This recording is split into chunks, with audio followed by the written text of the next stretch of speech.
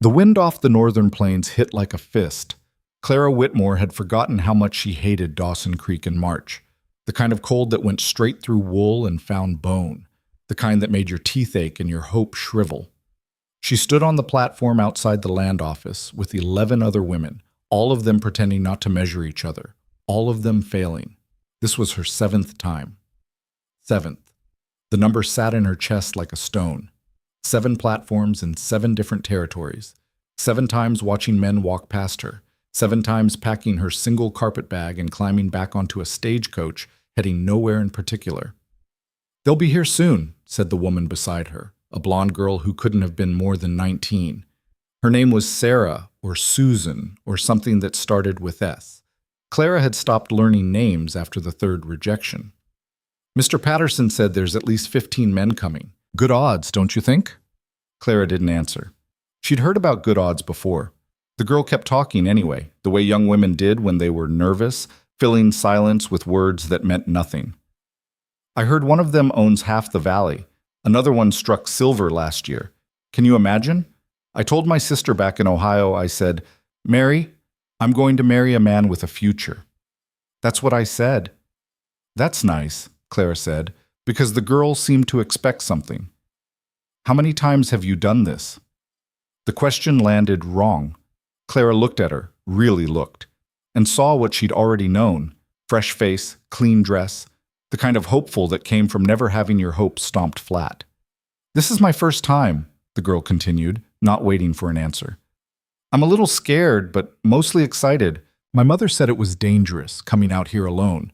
But I told her, 'Mother, if I stay in Ohio, I'll end up married to Henry Walcott, and Henry Walcott picks his nose at church.' So here I am." Clara almost smiled. Almost. "What about you?" The girl tilted her head. "Why are you here?" "Because I have nowhere else to go," Clara thought. "Because I'm 31 and unmarried, and my brother's wife made it clear I'd worn out my welcome. Because I spent 8 years caring for my dying parents, and when they were gone, everyone acted like I should be grateful for table scraps." "Same as you," Clara said instead. "Future." The girl nodded like that made sense, then went back to chattering at the woman on her other side. Clara pulled her shawl tighter and studied the street. Dawson Creek wasn't much. A main road carved through mud, buildings that looked like they'd been thrown up in a hurry and might blow over in a strong wind. The land office, a general store, a saloon, a church with a steeple that leaned slightly left. Horses tied to posts. Men in heavy coats moving with purpose or standing in clusters, smoking and talking low. One of them glanced at the platform, then away. Quick, dismissive. Clara knew that look. "Ladies!" Mr. Patterson stepped out of the land office, a thin man with spectacles and the officious manner of someone who enjoyed small amounts of power. "The gentlemen will be arriving shortly. Please remember, this is a respectable gathering. Conduct yourselves with dignity. No unseemly behavior." One of the women laughed, sharp and bitter. "Right, dignified, like cattle at auction." Patterson's face pinched. "Miss Brennan, if you're going to be difficult—" "I'm not being difficult, I'm being honest." "Then perhaps you should wait inside." The woman, Brennan, shook her head but didn't argue further. Clara recognized the expression on her face, the same one she saw in the mirror some mornings. The look of someone who'd run out of fight but hadn't quite figured out how to surrender. The first man arrived 10 minutes later. He came on horseback. A broad-shouldered man in his 40s with a beard going gray and hands that looked like they'd built things. He dismounted, tied his horse, and walked up to the platform with the kind of confidence that came from owning land. Patterson greeted him by name. "Mr. Garrett, good to see you." Garrett nodded, then looked at the women. His gaze moved down the line slowly, assessing. When it reached Clara, it paused for half a second, then continued. That was all it took. Half a second, long enough to register her age, her plain features, the worn fabric of her dress. Long enough to dismiss her. He stopped in front of the blonde girl. "What's your name, miss?" "Susan?" Her voice went high and eager. "Susan Calloway. From Ohio." "You got people here?" "No, sir. Just me. You know how to cook? Manage a house?" "Yes, sir. My mother taught me everything." Garrett looked at Patterson. "I'll speak with this one." Just like that. 60 seconds, and it was done. Susan, Clara had been close, stepped down from the platform, beaming like she'd won something. Maybe she had. 2 more men arrived, then 3 more. The woman beside Clara got chosen. Then another. Then Brennan, who went with a quiet man who looked as tired as she did. By noon, 7 women had stepped down. Clara was not one of them. She'd stopped watching after the 4th pairing, stopped pretending to smile when the men looked past her, stopped smoothing her skirt, or tucking her hair behind her ear, or doing any of the useless things women did when they wanted to be noticed. Miss Whitmore? Patterson stood beside her, his expression carefully neutral. Sympathetic, almost. That made it worse. There are still a few gentlemen expected, he said. Mr. Haley sent word he might be delayed. And Mr. Mercer, well, Jonah Mercer rarely shows up on time for anything, so don't lose hope. Hope. The word tasted like rust. Of course, Clara said. Perhaps you'd like to wait inside. It's warmer. I'm fine. He hesitated, then nodded and walked away. 3 women remained on the platform. Clara, a rail-thin girl who looked about 16 and kept coughing into her handkerchief, and an older woman with iron-gray hair who stood like a soldier at attention. The older woman caught Clara's eye. This your first time? 7th. Something flickered across the woman's face. Not pity, something harder. Understanding, maybe. 4th for me. Figured I'd try once more before I gave up entirely. What happens after you give up? The woman shrugged. Same thing that happens to all of us. Work until you can't. Hope someone feels charitable. Die alone. Cheerful. Honest. The woman looked out at the street. I was married once. Long time ago. He died in a mining accident. No children. After a while, people stop seeing you as a person. You're just a problem that needs solving. Clara knew exactly what she meant. An hour passed. Then another. The sun shifted overhead, pale and cold. The thin girl got chosen by a farmer who looked barely older than her. She left clutching his arm like a lifeline. Then it was just Clara and the older woman. Patterson came out again. Ladies, I'm afraid that's everyone. Mr. Haley sent word he won't be coming after all. Personal matter. And Mr. Mercer, well, Jonah does what he wants. I wouldn't wait on him. The older woman nodded slowly, then picked up her bag. Appreciate your time, Mr. Patterson. Mrs. Hilliard, if you need... I don't need anything. Her voice was firm. She walked down the steps and headed toward the boarding house without looking back. Clara stood alone on the platform. Patterson cleared his throat. Miss Whitmore, I'm truly sorry. Sometimes it just doesn't... It's fine. There's a stage heading south tomorrow morning. I can arrange passage if... I said it's fine. She wasn't sure why she was angry at him. Patterson hadn't done anything wrong. He'd organized the gathering, same as always. It wasn't his fault she was 31 with a face that men looked through instead of at. Right. He adjusted his spectacles. Well, the boarding house has rooms. Mrs. Hendricks is fair with her rates. Clara nodded. She picked up her carpet bag, lighter than it should have been because she'd sold half her belongings to afford the trip north, and walked down the platform steps. The street felt longer than it had that morning. Every person she passed seemed to know, seemed to see. The woman who wasn't chosen. Again. She was halfway to the boarding house when she heard it. Hoofbeats. Fast. Hard. She turned. A rider came down the main road at a pace that made people scatter. The horse was massive, dark as midnight, and the man on its back rode like he'd been born in the saddle. Dust rose behind him in a cloud. He didn't slow until he was directly in front of the land office, and even then it was barely. The horse reared slightly, hooves striking dirt, and the man swung down before it had fully stopped. He was tall. That was Clara's first thought. Broad through the shoulders, narrow at the waist, wearing a heavy coat that had seen hard use and a hat pulled low. His face was weathered, lined at the corners, stubble shadowing his jaw. 40, maybe. Maybe older. He looked like a man who'd spent his entire life outside, and it hadn't been kind. Patterson hurried out. Mr. Mercer, I didn't think you'd... got held up. The man's voice was rough, low. He didn't look at Patterson. His eyes moved to the platform, then the street, scanning. They all gone? I'm afraid so. The gathering concluded over an hour ago. Mercer's jaw tightened. He pulled off his gloves, shoved them in his pocket. Damn. If you'd like, I can arrange another... No. He turned, finally looking at Patterson. Anyone left at all? Patterson hesitated. Well, there is one. Mercer waited. Miss Whitmore. Patterson gestured vaguely in Clara's direction. She's still in town, heading to the boarding house now, I believe. Clara's stomach dropped. She stood frozen, carpetbag in hand, 30 feet away, but close enough to hear every word. Mercer looked at her, not past her, not through her, at her. That her? He asked Patterson. Yes, but Mr. Mercer, I should mention... Mention what? Patterson lowered his voice. Not low enough. She's been to several of these gatherings before, without success. I only mention it because... Because what? You think I give a damn about that? Patterson went quiet. Mercer walked toward Clara.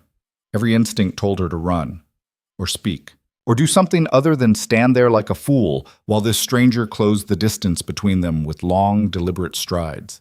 He stopped 3 feet away. Up close, she could see his eyes, gray, sharp, the kind that didn't miss much. A scar cut through his left eyebrow. His hands were scarred too, knuckles thick, calluses visible even in the cold. He looked her over. Not the way the other men had, quick and dismissive, slower, considering. You're Whitmore? Clara's voice came out steadier than she expected. Yes. Patterson says you've done this before. Heat crept up her neck. That's right. How many times? She could lie. Should lie, probably. Make herself sound less desperate. 7, she said instead. Counting today. Something shifted in his expression. Not pity, something else. Why? The question caught her off guard. Why what? Why keep trying? No one had ever asked her that. They'd asked why she wasn't married yet, why she'd waited so long, what was wrong with her, but not why she kept coming back. Because the alternative is worse, Clara said. Mercer nodded slowly, like that was the answer he'd expected. You got people. Family. A brother in Missouri. We're not close. Skills? I can cook, clean, manage a household. I'm literate. I can do basic numbers. I've worked with livestock. You strong? The question was blunt. Clara bristled. Strong enough? That's not an answer. I've worked hard my entire life, she said, sharper now. I'm not afraid of it. If you're asking if I'll collapse the first time things get difficult, the answer is no. You always this prickly? Only when I'm being interrogated. Mercer's mouth twitched. Not quite a smile, but close. Fair. He stepped back, looked at her again, thinking. Clara forced herself to stay still, to not fidget or apologize or do any of the things she'd done before when men looked at her like she was a problem to solve. I've got a ranch, Mercer said finally. 200 acres, most of it grazing land. I run cattle, some horses. It's hard work. Long days. The house needs fixing. Roof leaks, floors uneven. Closest town is here, and it's 8 miles. In winter, you might not see anyone but me and the hired men for weeks. Clara waited. I'm not offering romance, he continued. I'm offering partnership. You work, I work. We keep the place running. That's it. That's it? That's it. And if it doesn't work out, then you leave, or I do, no hard feelings. Clara studied him.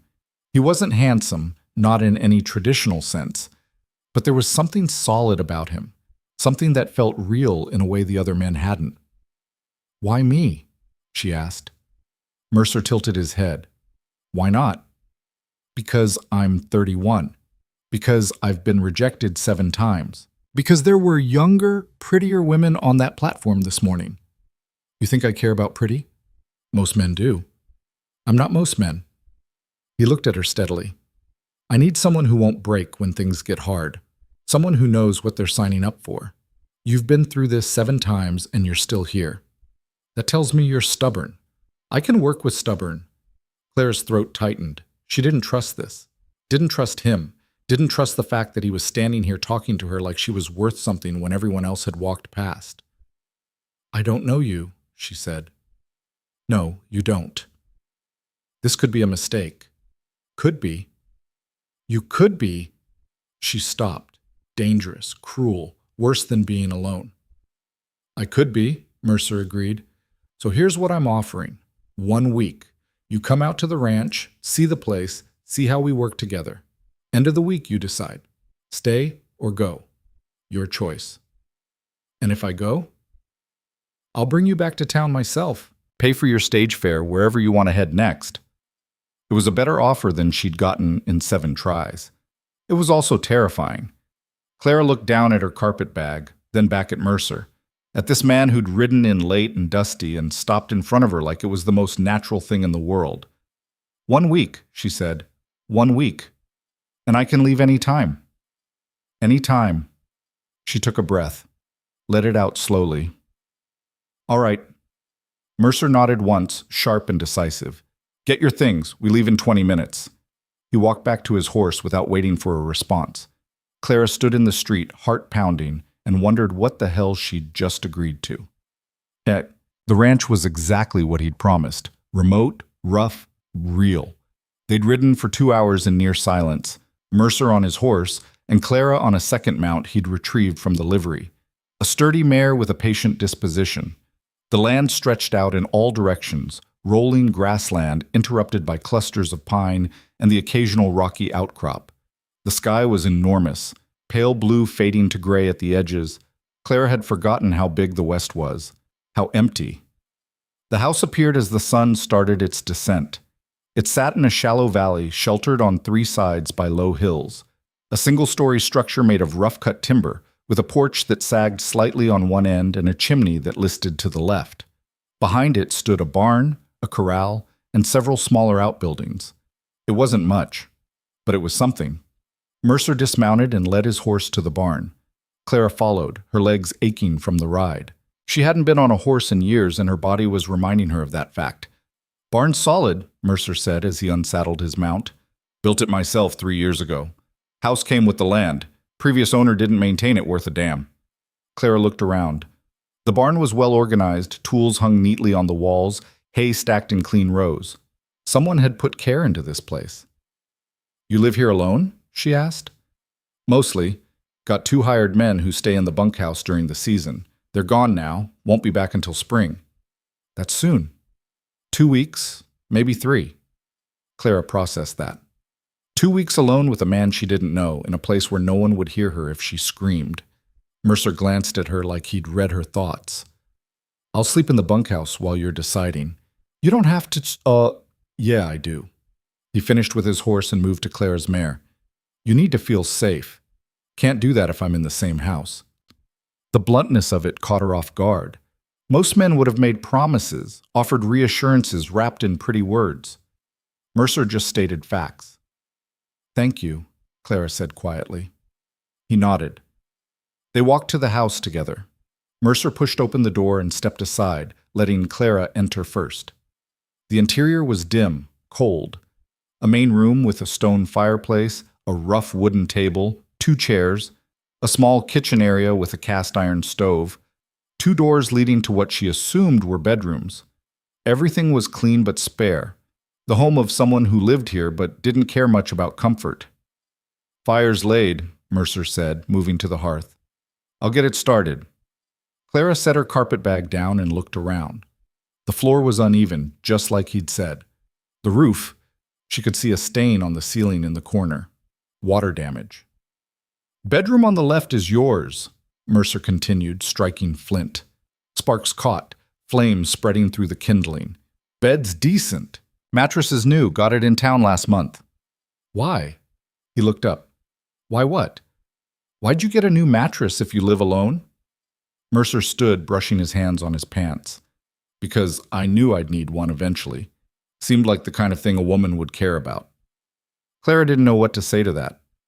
"There's food in the larder," he said. "Not much, but enough. I'll bring more from town in a few days. You need anything tonight?" "No?" "All right." He walked to the door, paused with his hand on the frame. I'll be up at dawn. If you want to see what the work looks like, meet me in the barn. And if I don't, then sleep in. Your choice. He left without another word. Clara stood in the empty house, listening to his footsteps fade across the yard. The fire crackled. Warmth began to spread through the room, slow and tentative. She walked to the bedroom and pushed open the door. It was small. A bed, a dresser, a single window that looked out over the hills. The mattress was new, just like he'd said. Clean blankets folded at the foot. Clara sat on the edge of the bed and put her face in her hands. She didn't cry. She'd stopped crying after the fourth rejection. But she let herself feel it, the exhaustion, the fear, the tiny, fragile spark of something that might have been hope. Tomorrow, she'd decide if she was brave enough to let it grow. Dawn came cold and gray. Clara woke to silence, the kind that only existed far from cities. No voices, no wagon wheels, no church bells. Just wind and the distant sound of cattle lowing. She dressed quickly in the dim light, same dress as yesterday, because she didn't have many, and braided her hair. Her reflection in the small mirror above the dresser looked tired, but that was nothing new. The main room was warmer than she'd expected. Someone had stoked the fire. Mercer. She found bread and butter in the larder, ate standing up, then pulled on her coat and headed outside. The cold hit immediately. Claire's breath misted in front of her as she crossed the yard to the barn. The door was open, lamplight spilling out. Mercer was inside, mucking out stalls. He looked up when she entered, nodded once, and went back to work. Sleep all right? He asked. Well enough? Good. He dumped a wheelbarrow full of soiled hay into a pile outside, then returned. Grab that shovel. We've got 3 more stalls to finish. Clara hesitated. She'd expected questions, maybe some kind of orientation, not in immediate order. But she picked up the shovel. They worked in silence. It was hard, physical labor, the kind that made her arms burn and her back ache. Mercer didn't slow down, didn't offer to do the heavy lifting for her. He treated her like another set of hands. After the stalls, they fed the horses, then checked the cattle in the near pasture, then hauled water from the well, then repaired a section of fence where the wire had come loose. By midday, Clara's hands were raw and her muscles screamed. Mercer finally called a halt. That's enough for now. We'll eat, then I need to ride out and check the south fence line. I'll come with you. He looked at her, surprise flickering across his face. You sure? It's a long ride. I'm sure. They ate cold beef and bread, drank water from the well, then saddled the horses and headed south. The land changed as they rode, becoming rockier, more rugged. Mercer pointed out landmarks, a creek that ran year-round, a stand of pine where deer sheltered, a ridge that marked the property line. You own all of this? Clara asked. Most of it. Some I lease from the territory. It's not much compared to the big spreads further south, but it's mine. There was pride in his voice. Not arrogance, just the quiet satisfaction of someone who'd built something from nothing. They reached the south fence and found the problem immediately. A tree had fallen during a storm, taking down 20 feet of wire. Mercer swore under his breath. Gonna take all afternoon to fix this. Then we'd better start. They worked until the sun touched the horizon. Clara's hands bled. Her shoulders felt like they might separate from her body. But the fence got repaired. On the ride back, Mercer spoke more than he had all day. You did good work today, he said. Clara glanced at him. You sound surprised. I am. Most people don't last past noon their first day. I'm not most people. The corner of his mouth lifted. No, you're not. They rode in comfortable silence after that. Back at the ranch, Mercer unsaddled the horses while Clara started a fire in the stove and heated soup from the larder. It wasn't fancy, but it was hot and filling. They ate at the table across from each other. Can I ask you something? Clara said. Mercer looked up. Go ahead. Why do you need a wife? Same reason most men do. Works too much for one person. Gets lonely. You could hire more help. Hired help leaves. Wife stays. He paused. Theoretically. And that's it? Just labor and company? Mercer set down his spoon. You want the truth? Always. I'm 42 years old. I've spent the last 15 years building this place from dirt. I'm good at ranching. I'm bad at damn near everything else. I don't know how to court a woman. I don't know how to make pretty speeches. I know how to work, and I know how to be fair. That's what I'm offering." Clara absorbed that. "And if I'm bad at ranching? Then you'll learn, same as I did. What if I can't? Then we'll figure something else out." He met her eyes. "I'm not looking for perfection, Clara. I'm looking for someone who won't quit." The use of her first name startled her. He'd been calling her Miss Whitmore all day. "Why'd you choose me?" she asked again. "Really?" Mercer leaned back in his chair. "You want to know what I saw when I rode into town?" Clara nodded. "I saw a woman standing alone on an empty platform, holding a carpet bag that weighed maybe 10 pounds. Everyone else was gone. The gathering was over. But you were still there. And when Patterson pointed you out, you didn't smile or try to make yourself prettier. You just looked at me like you were deciding whether I was worth your time." He smiled then, a real smile that changed his whole face. "That's when I knew," he said. "You weren't desperate. You were just done settling for less than you deserved." Clara's throat tightened. "You got all that from one look?" "I'm good at reading land and livestock. Turns out I'm not bad at reading people either." They finished their meal in silence. After, Clara washed the dishes while Mercer banked the fire. When she was done, he walked her to the door. "6 more days," he said. "6 more days," Clara agreed. She watched him cross the yard to the bunkhouse, then closed the door and leaned against it. For the first time in years, she let herself imagine a future that didn't involve disappearing. The days developed a rhythm. Wake before dawn, work until noon, eat, work until dark, eat again, sleep. It should have been monotonous. Instead, Clara found it centering. There was something honest about physical labor, about seeing the direct result of your effort. A fence repaired, a horse fed, a roof patched. Mercer was a good teacher when he bothered to teach. Mostly, he just demonstrated and expected her to follow. He didn't coddle her, didn't make excuses when she failed. When she struggled to lift a hay bale, he showed her a better technique. When she couldn't get a knot tight enough, he redid it and made her watch. "Again," he'd say, "just that, again." And she'd do it again until she got it right. On the 3rd day, they rode into Dawson Creek for supplies. Clara had been dreading it. The town had seen her rejected. Again. She knew what people would say, how they'd look at her riding beside Jonah Mercer. She was right to dread it. They hitched the wagon outside the general store. Mercer helped her down, a brief touch, his hand steadying her elbow, then headed inside. Clara followed. The store went quiet when they entered. Mrs. Hendricks, the boarding house owner, stood at the counter. Beside her, 2 women Clara didn't recognize. They all stared. "Mr. Mercer," the shopkeeper said, too loud. "Good to see you. What can I get for you today?" "Need flour, salt, coffee, couple pounds of bacon, nails if you've got them." Of course, of course." The shopkeeper started gathering items, moving quickly, nervous. One of the women leaned toward Mrs. Hendricks and whispered something, not quietly enough. "Surprising choice." Claire's face heated. She forced herself to stay still, to not react. Mercer's jaw tightened. He looked at the woman who'd spoken. "You say something, Mrs. Dalton?" The woman flushed. "I was just talking about things that aren't your business."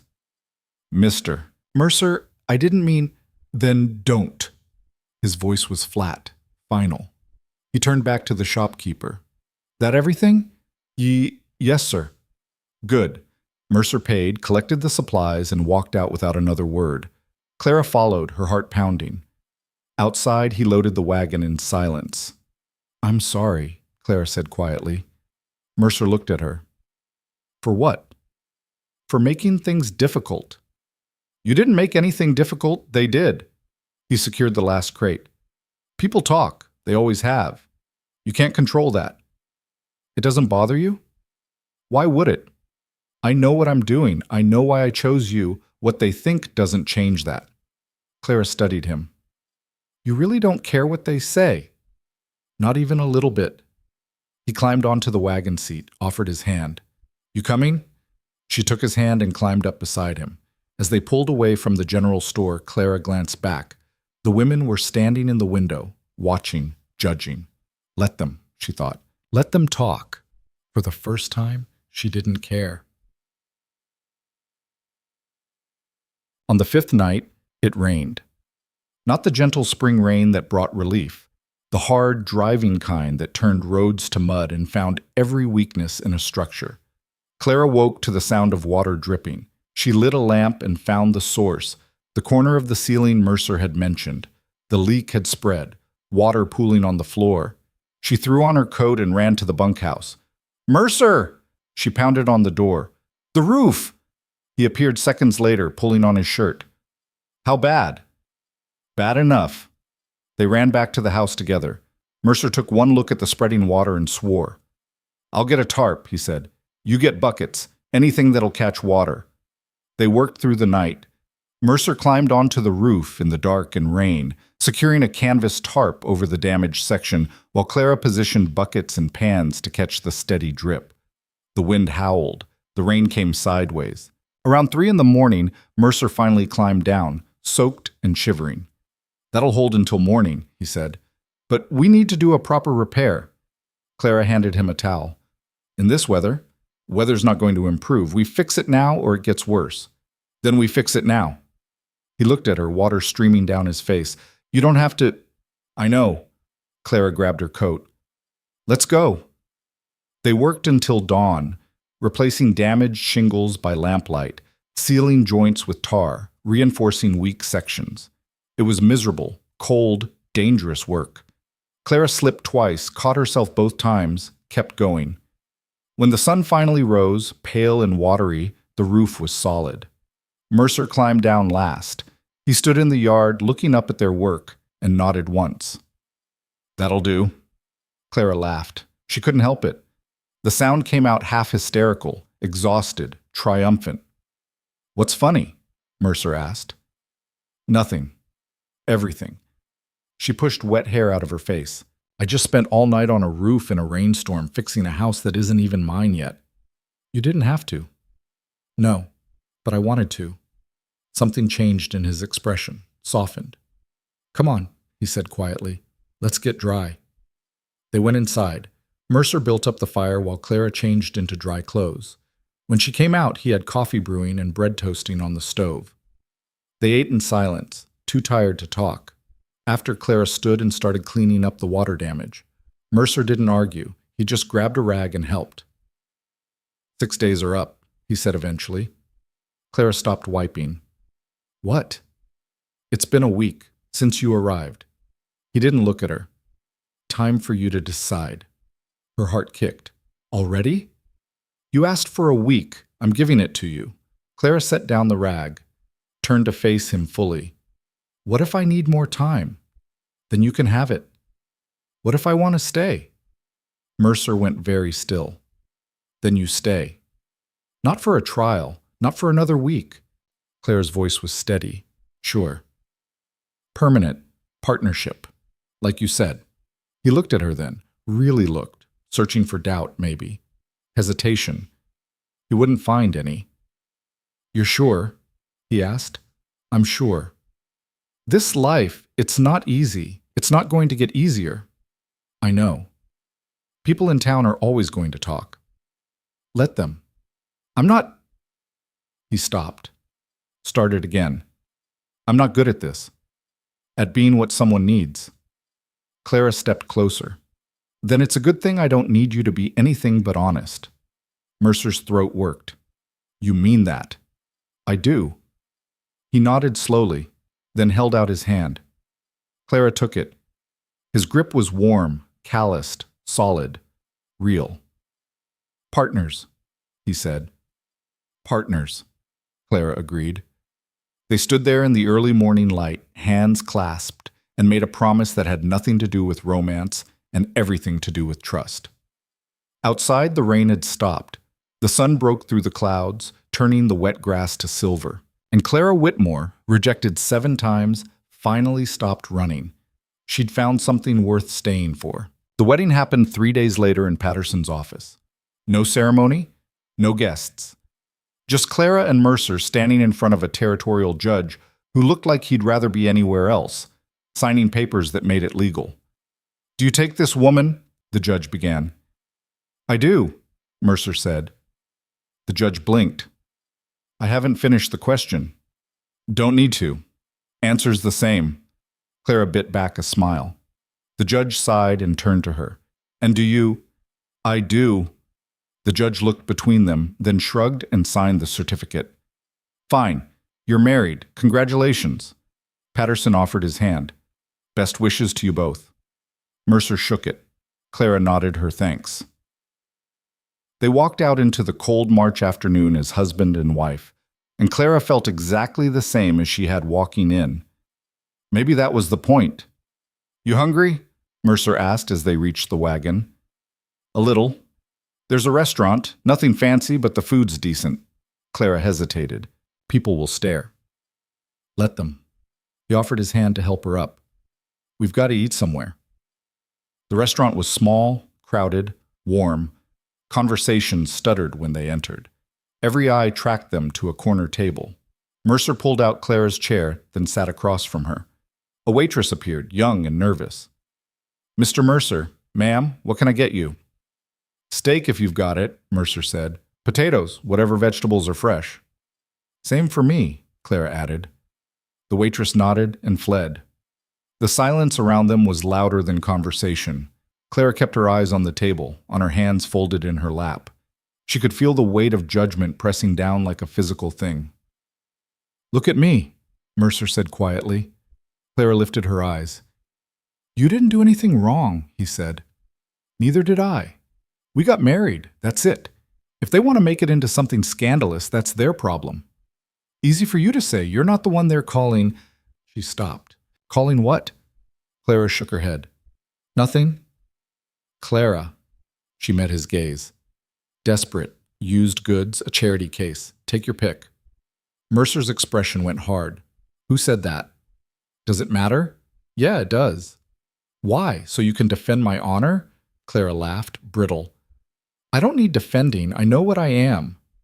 And what's that? Someone who got lucky. Finally. Mercer leaned forward. You think this is luck? What else would you call it? A decision. Mine and yours. His voice was low, intense. I didn't choose you because I felt sorry for you. I chose you because you're the only woman on that platform who looked like she could handle this life. And you can. You've proved it. Clara wanted to believe him. Part of her did, but 31 years of being overlooked didn't disappear in a week. Give it time, she said. You might regret it. I won't. You don't know that. Yeah, I do. The food arrived before Clara could respond. They ate in silence, and if Mercer noticed the conversations around them, the whispers, the pointed looks, he gave no sign. Halfway through the meal, a woman approached their table. Middle-aged, well-dressed, with the kind of pinched expression that came from a lifetime of disapproval. Mr. Mercer, she said, I wanted to offer my congratulations. Mercer nodded. Mrs. Warren? The woman's eyes slid to Clara. And you must be the new Mrs. Mercer. How fortunate for you. The words dripped poison. Clara's stomach tightened. Fortunate for both of us, Mercer said flatly. Was there something you needed? Mrs. Warren's smile sharpened.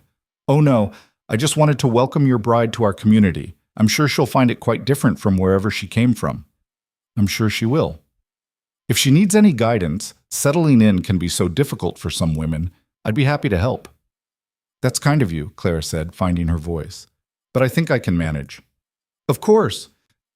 Mrs. Warren's tone suggested otherwise. Well, enjoy your meal.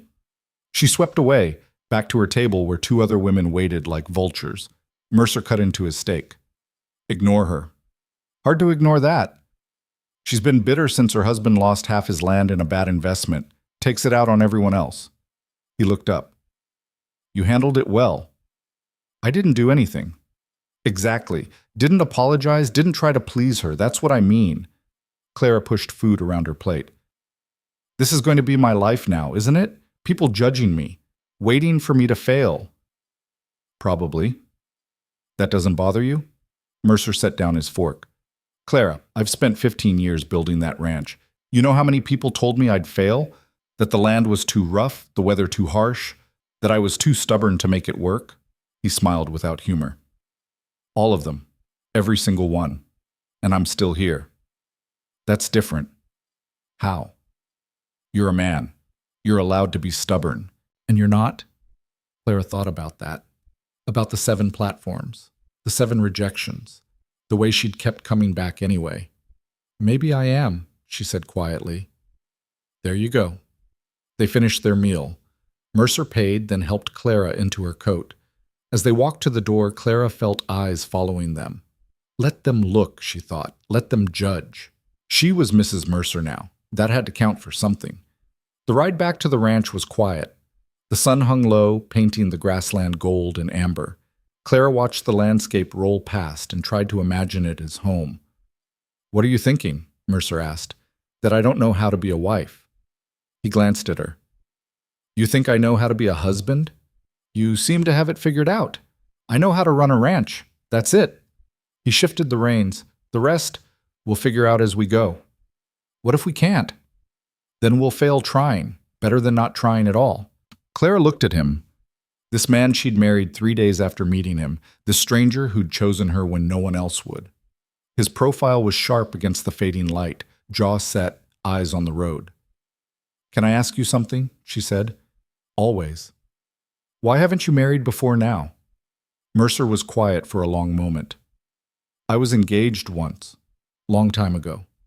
Clara waited. Her name was Elizabeth. We grew up in the same town back in Illinois. Everyone expected us to marry. He paused. Then her father got a better offer. Businessman from Chicago. More money, better prospects. She chose him. I'm sorry. Don't be. She made the right choice. His voice was matter of fact. I had nothing to offer her but hard work and uncertainty. She wanted security. Can't blame her for that. Did you love her? I thought I did. Turned out I loved the idea of her more than the reality. He looked at Clara. She wouldn't have lasted a week out here. And you think I will? I know you will. You already have. Something warm uncurled in Clara's chest. Not quite trust, but close. What happened after? She asked. I left Illinois, came west, found this land and decided it was mine. He smiled faintly. Took me 10 years to prove it. 10 years alone? Mostly. Had partners for a while, but they moved on.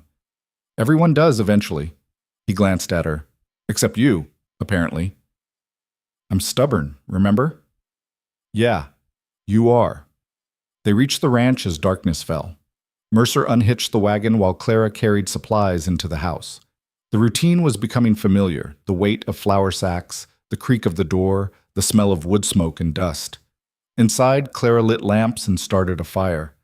Mercer came in carrying the last of the supplies, set them on the table. I'll move my things from the bunkhouse tomorrow, he said. Clara turned from the stove. Oh, unless you want me to wait. No, I mean, we're married. It makes sense. Mercer studied her. You sure? Clara thought about the bedroom she'd been sleeping in alone, about the man who'd kept his distance, who'd slept in the cold bunkhouse to make her feel safe. I'm sure, she said. He nodded.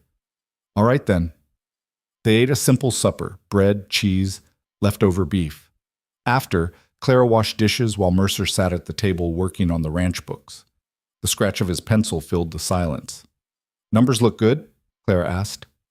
Good enough. Better than last year. He made a notation.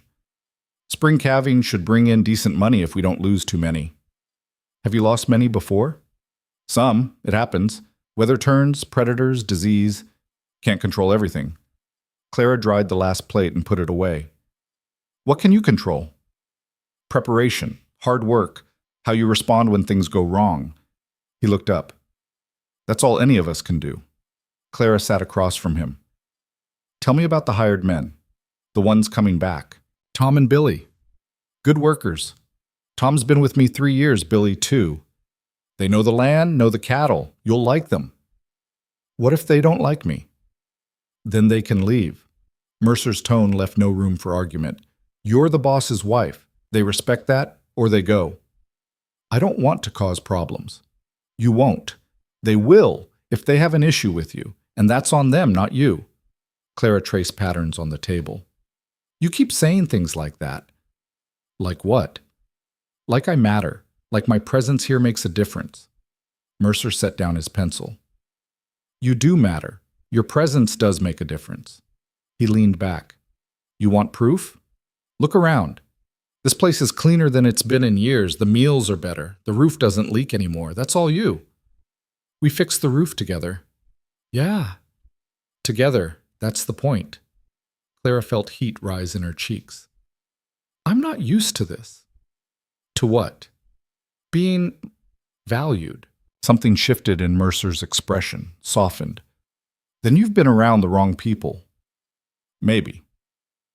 No? Maybe about it. He stood, gathered his books. I'm heading to the bunkhouse. Need to pack my things for tomorrow. Clara nodded. Mercer paused at the door.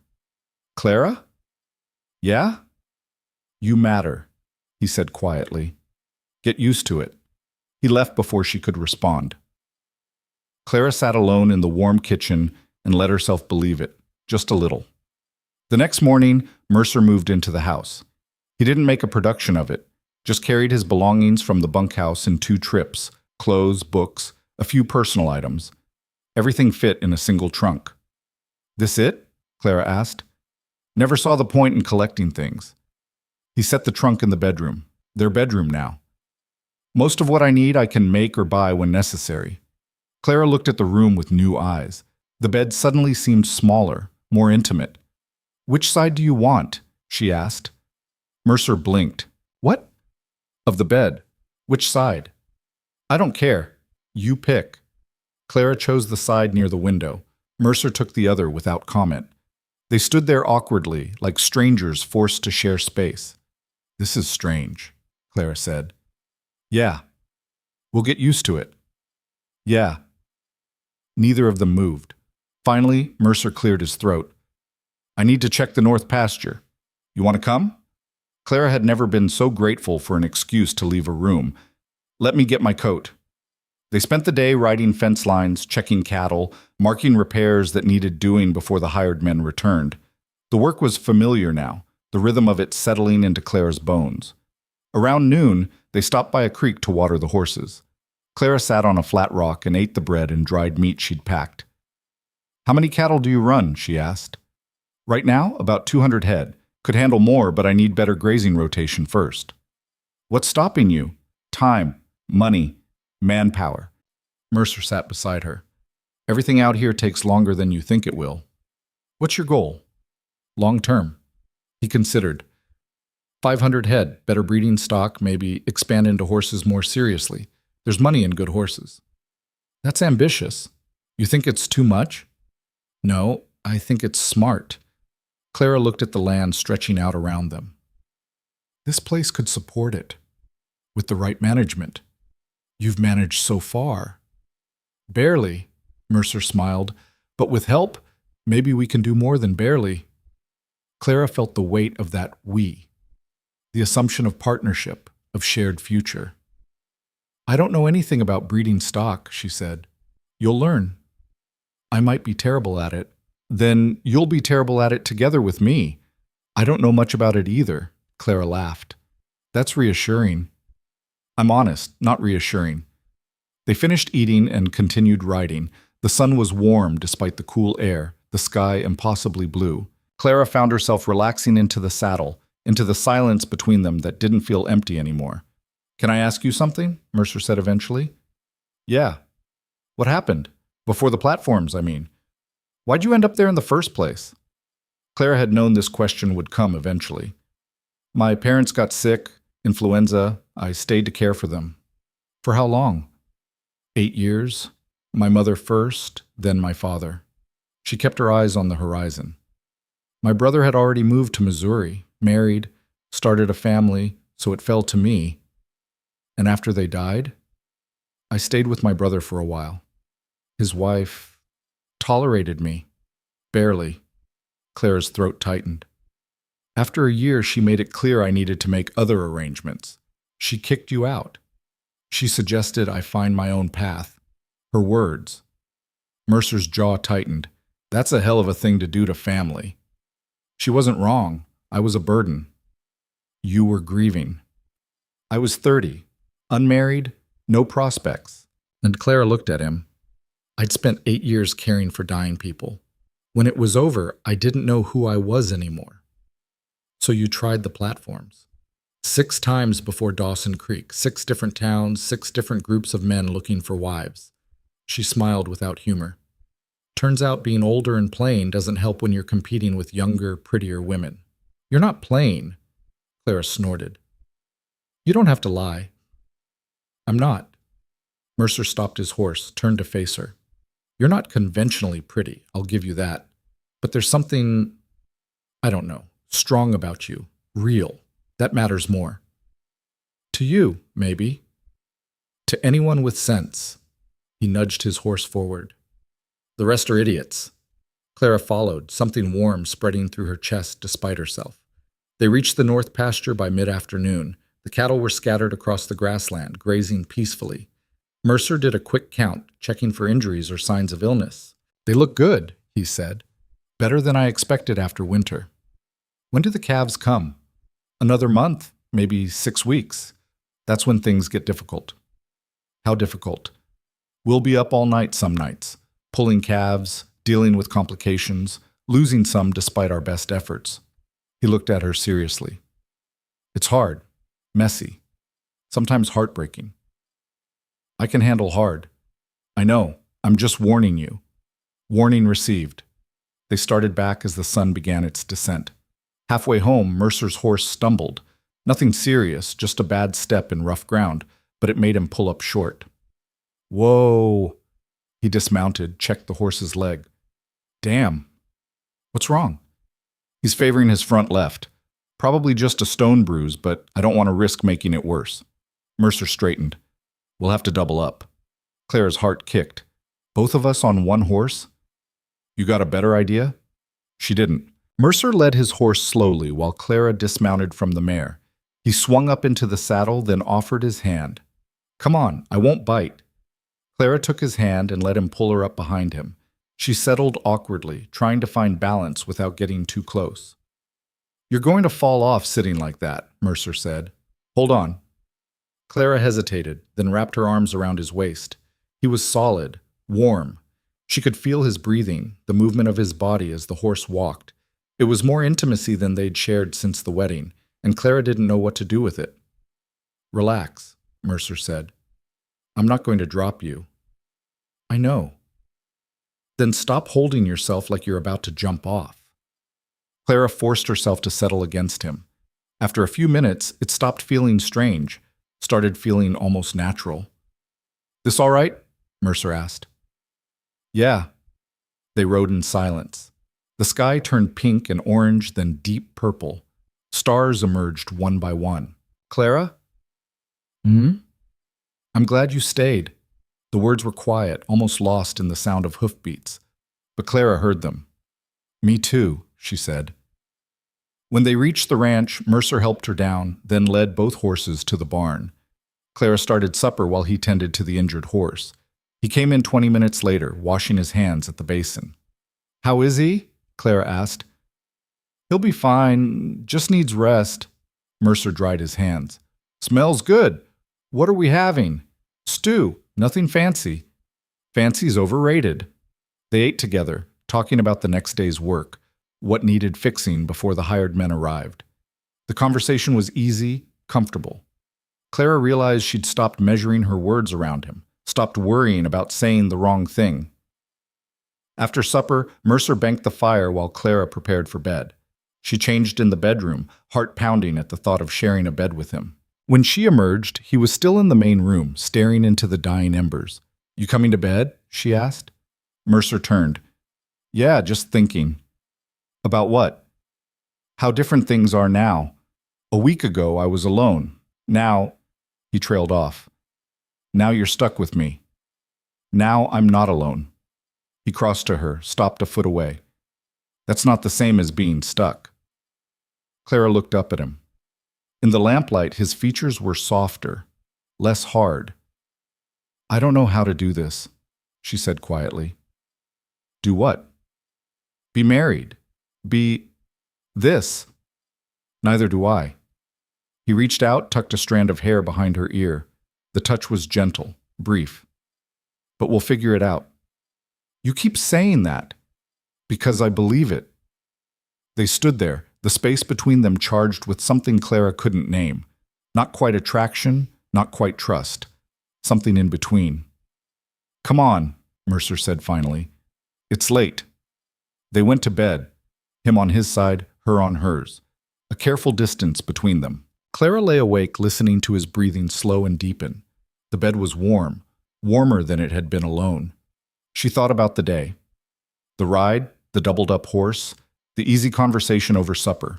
Small things, normal things. Things that felt like the beginning of something real. Clara closed her eyes and let herself hope.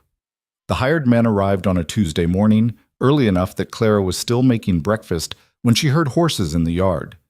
She looked out the window and saw two riders approaching, one older, weathered, riding with the easy confidence of someone who'd spent his life in the saddle. The other younger, rangier, with a nervous energy that showed in the way he kept adjusting his hat. Mercer was already outside.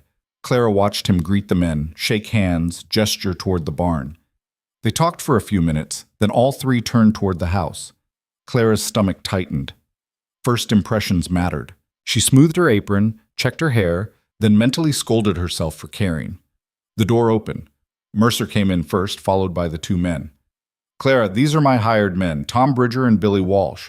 Tom, the older one, pulled off his hat. Ma'am, pleasure to meet you. Billy followed suit, ducking his head. Ma'am. Welcome back, Clara said. I'm just finishing breakfast. You hungry? Tom's eyes lit up. Starving, if you don't mind. Not at all. Sit. The men sat at the table, polite and quiet, while Clara served eggs, bacon, and fresh biscuits. Mercer poured coffee. Food looks good, ma'am, Tom said. Better than what we've been eating on the trail. Trail food's always terrible, Clara said. My father used to say if you could choke it down, that meant you were hungry enough. Tom laughed. Your father knew the truth. They ate, making small talk about the weather, the cattle, what needed doing in the coming weeks. Clara noticed both men treating her with careful respect. Ma'am this, excuse me that. Polite to the point of stiff. After breakfast, the men headed out with Mercer to start work. Clara cleaned up, then went about her own tasks, laundry, bread making, mending clothes that needed it. Around noon, she brought water and leftover biscuits to where the men were working on fence repairs. Tom accepted the water gratefully. Appreciate it, ma'am. Gets hot out here despite the cold. Call me Clara. Ma'am makes me feel ancient. Tom smiled. Clara, then. Billy took his water without making eye contact. He was young, couldn't have been more than 20, and clearly uncomfortable around her. How long have you two worked for Mercer? Clara asked. 3 years for me, Tom said. Billy's been here too. Good man to work for. Fair. That's what I've found. If you don't mind my saying, ma'am, Clara, it's good to see the boss with someone. Place was feeling pretty lonely there for a while. Well, Clara didn't know how to respond to that. Well, I'm here now. That you are. Tom tipped his hat. We best get back to it. Thanks for the water. Clara returned to the house, Tom's words echoing in her mind. Good to see the boss with someone, as if her presence here mattered to more than just Mercer. That evening, they all ate together. Clara, Mercer, Tom, and Billy crowded around the table. Clara had made enough stew for an army, and the men ate like they hadn't seen food in days. Best meal I've had in months, Tom declared. You can cook, Clara. It's just stew. Yeah, but it's good stew. Billy, back me up here. Billy nodded, still not quite meeting Clara's eyes. Real good, ma'am. After supper, Tom and Billy headed to the bunkhouse. Mercer helped Clara clean up. They seem nice, Clara said. They are. Tom especially. Billy's shy, but he's a hard worker. He barely looked at me. Give him time. He's not used to women. Mercer dried a plate. His mother died when he was young, doesn't know how to act around them. Should I say something? No. Let him adjust at his own pace. He'll come around. Clara hoped he was right. The days took on new patterns with Tom and Billy there. More hands meant more work got done, but it also meant more people to cook for, more voices in the space. Clara found herself settling into the role of household manager, planning meals, organizing supplies, keeping the house running while the men worked the land. It should have felt like a step backward, domestic, limited. Instead, it felt necessary, important. One afternoon, Clara was kneading bread when Tom came in looking sheepish. "Sorry to bother you, Clara, but I tore my shirt on some wire. You wouldn't happen to have a needle and thread?" "I can do better than that. Give it here." Tom handed over the shirt. Clara examined the tear, a long rip along the seam. "I'll have it fixed by tomorrow." You don't have to. It'll take 10 minutes. Sit down, have some coffee." Tom sat, looking uncomfortable with being waited on. Clara poured him coffee, then settled in a chair with the shirt and her sewing kit. "You're good at that," Tom observed. "Practice. I've been mending clothes since I was 8. Got a lot of brothers and sisters?" "One brother. But my parents were thrifty. We didn't throw anything away if it could be fixed." Tom nodded. "Same with my family. 9 kids. Mama could make a single chicken feed us for 3 days." Clara smiled. "Sounds like a talented woman." "She was." Tom's voice softened. "Died 2 years back. Miss her every day." "I'm sorry." "That's life, isn't it? People come and go. Best you can do is appreciate them while they're here." Clara finished the repair and handed back the shirt. Tom examined her work. "Better than new." "Thank you, Clara." "You're welcome." After Tom left, Clara sat with the words he'd spoken. People come and go. Best you can do is appreciate them while they're here. She thought about Mercer, about this life they were building together, day by day, task by task. Maybe Tom was right. Maybe appreciation was enough. That night, Clara lay beside Mercer in the dark, listening to the wind outside. "You asleep?" she whispered. "No." "Can I tell you something?" "Yeah." "I think I'm starting to feel like I belong here." Mercer rolled onto his side, facing her. She could barely see his features in the darkness. "You do belong here," he said. "I mean really belong. Not just surviving, but actually being part of something." "Good." His hand found hers under the blankets. "That's how it should be." Clara laced her fingers through his. It was the first time they'd held hands like this. Deliberate, intentional. His palm was rough, warm. "Thank you," she said quietly, "for choosing me." "Stop thanking me. You're not a charity case." "I know, but still. Thank you." Mercer squeezed her hand once, then settled back, but he didn't let go. Clara closed her eyes and let the warmth of his touch settle into her bones. For the first time in longer than she could remember, she wasn't just surviving, she was living. Part 3. Louis. Viết sau nghìn năm trăm từ liên kết, liên mạch với các phần trước trong câu chuyện, và hồi thoại tạo thành một câu chuyện liền mạch khi ghép lại. Mỗi phần liền mạch với phần trước không giới thiệu lại câu chuyện ở đầu phần mới. Liên kết các phần của câu chuyện một cách liền mạch, sử dụng câu chuyện tiếp giữa các phần. Duy trì chủ đề, tránh ngắt quãng đột ngột, không sử dụng gạch đầu dòng hoặc tiêu đề phụ. Phong cách kể chuyện Mỹ, Hoa Kỳ, giống văn giàu cảm xúc, kể theo ngôi thứ ba, giữ đồ kịch tính không viết lan man, nhân vật không hoàn hảo, hội thoại tự nhiên, tránh ngôn ngữ văn chương sáo rơi và cụm từ AI điển hình. Viết như nhà văn chuyên nghiệp, không như AI cố gắng nghe sàng. Có yếu tố con người, cầm miêu tả qua mượt mà và hoàn hảo, kết thúc phần không giới thiệu phần sau. Câu chuyện không nhắc đến Chúa. Lưu ý trả lời trong mục tin nhắn, không nhảy sang document. Chi giận bắt buộc, không được xuất hiện trong nội dung truyền. Đây là một câu chuyện điện ảnh hoàn toàn hư cấu được tạo ra chỉ nhằm mục đích giải trí, không đề cập hay ngụ ý rằng nó dựa trên sự kiện có thật, người thật hoặc câu chuyện có thật. Không sử dụng các cụm từ như dựa trên một câu chuyện có thật, theo ghi chép hoặc bất cứ điều gì tương tự. Tất cả các nhân vật, địa điểm, tổ chức và sự kiện phải hoàn toàn hư cấu. Sunday came with clear skies and the expectation that hung over every frontier settlement like obligation.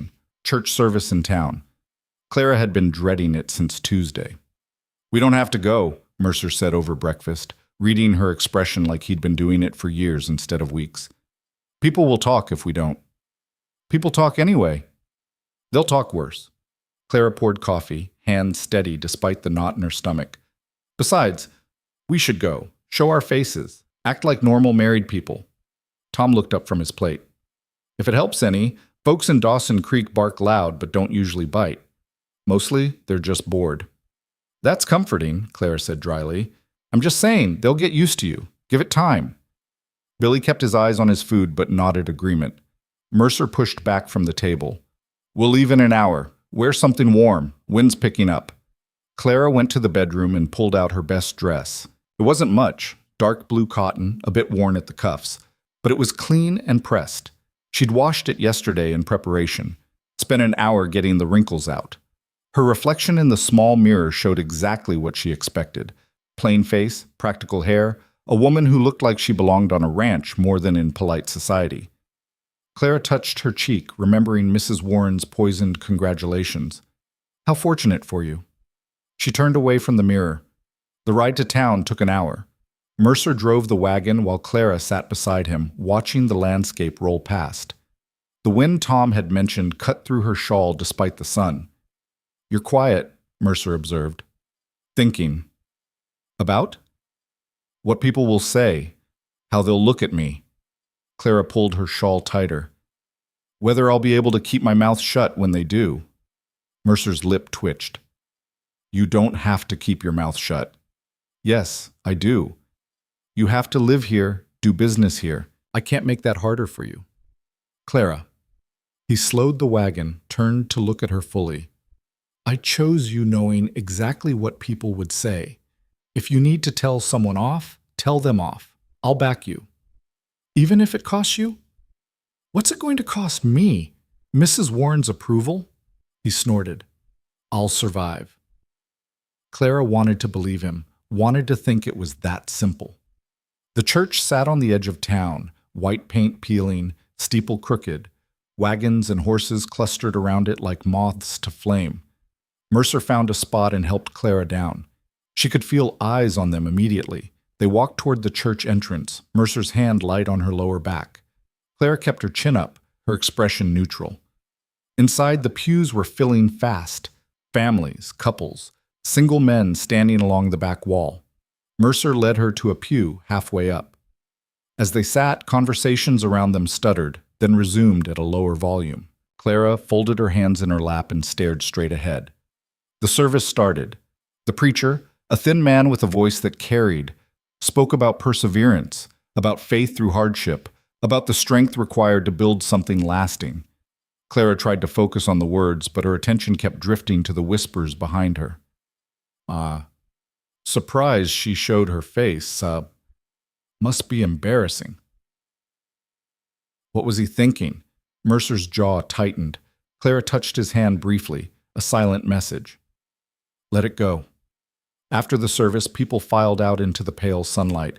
Clara hoped they could leave quickly, avoid the social gauntlet that always followed. No such luck. Mr. Mercer, Patterson approached, smiling too wide.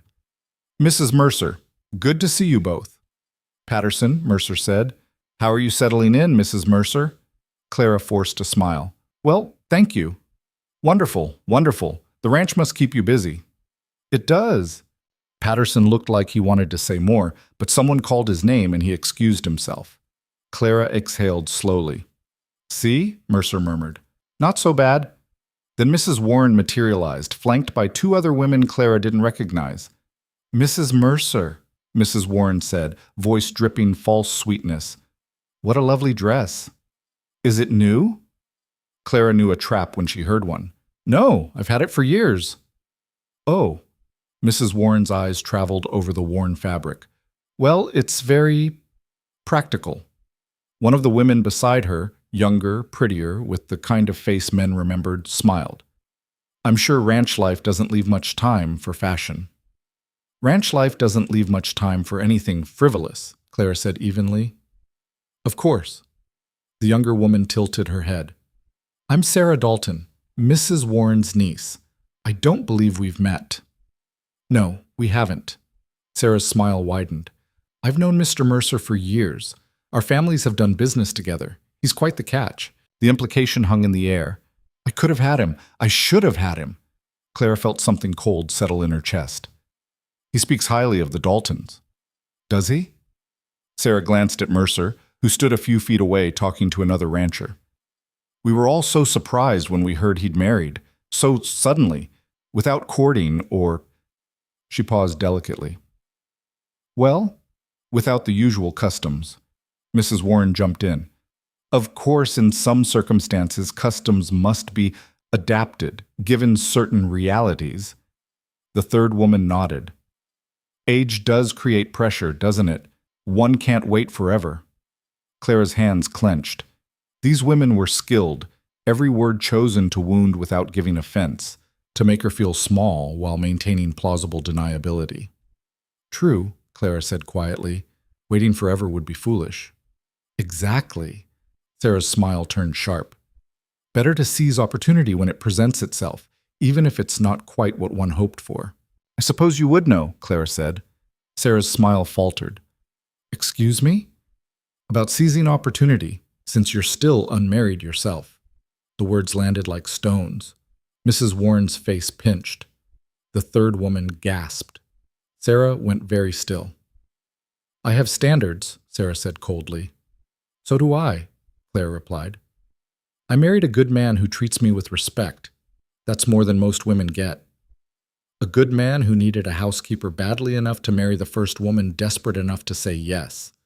The words hung between them, ugly and raw. Clara felt heat flood her face, felt shame, anger, hurt, all the things she'd promised herself she wouldn't feel, because Sarah had just said out loud what Clara feared everyone thought. That's enough. Mercer's voice cut through the tension like a blade. He stepped between Clara and Sarah, his expression hard. Apologize.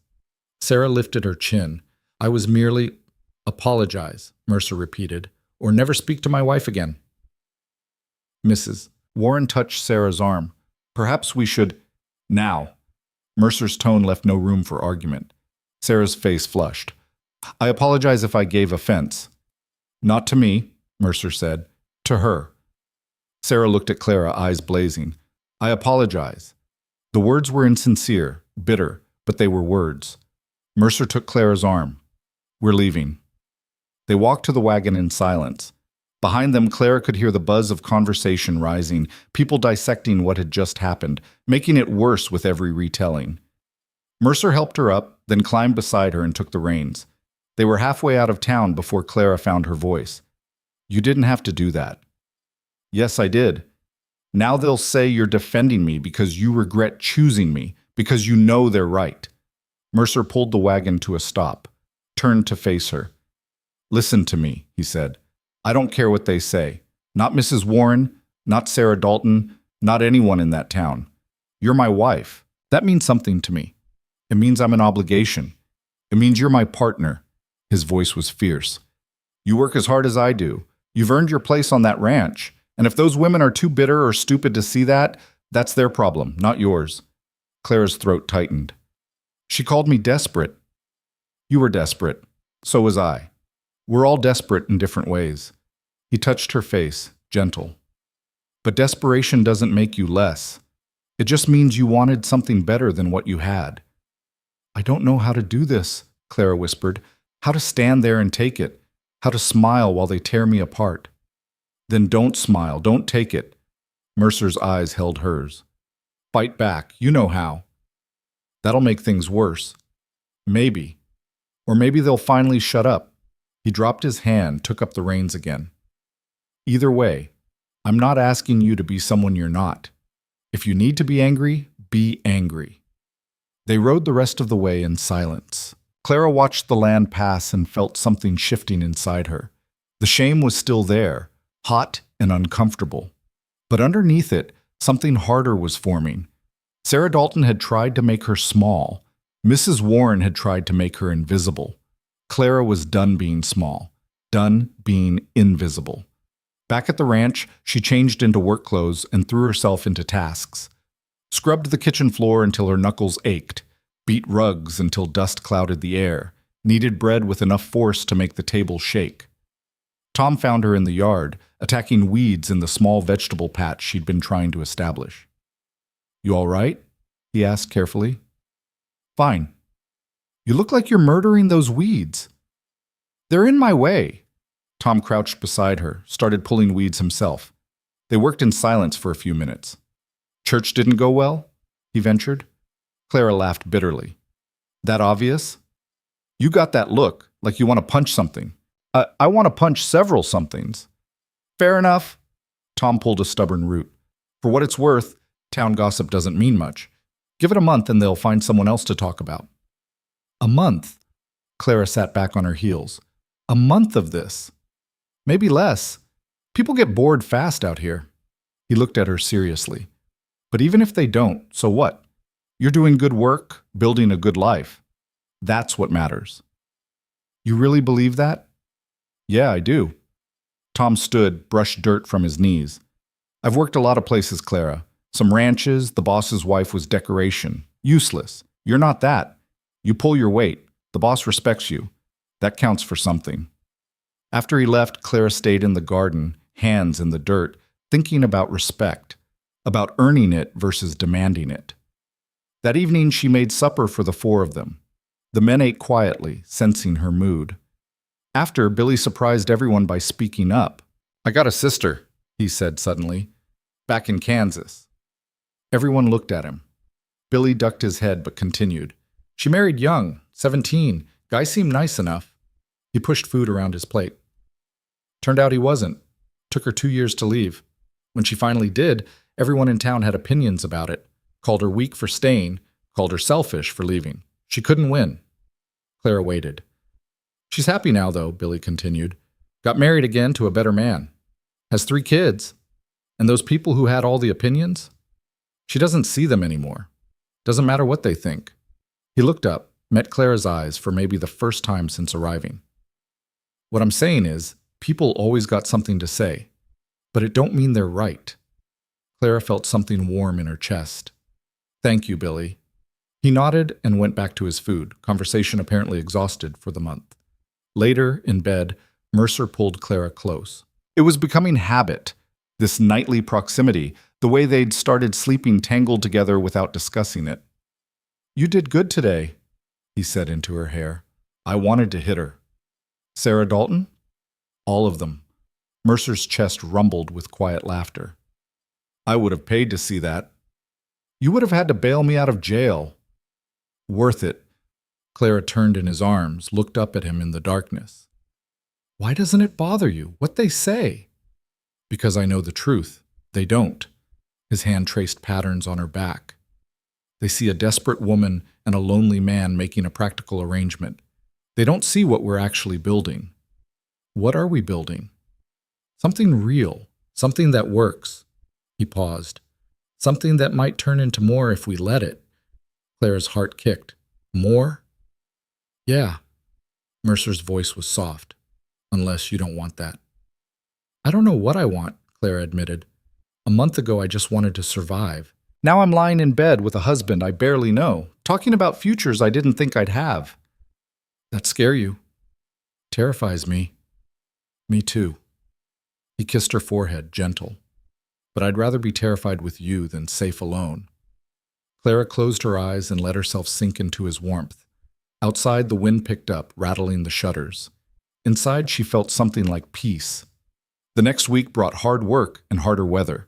Spring in the territory was unpredictable, warm one day, freezing the next, with winds that could knock a man flat. The cattle grew restless as calving season approached.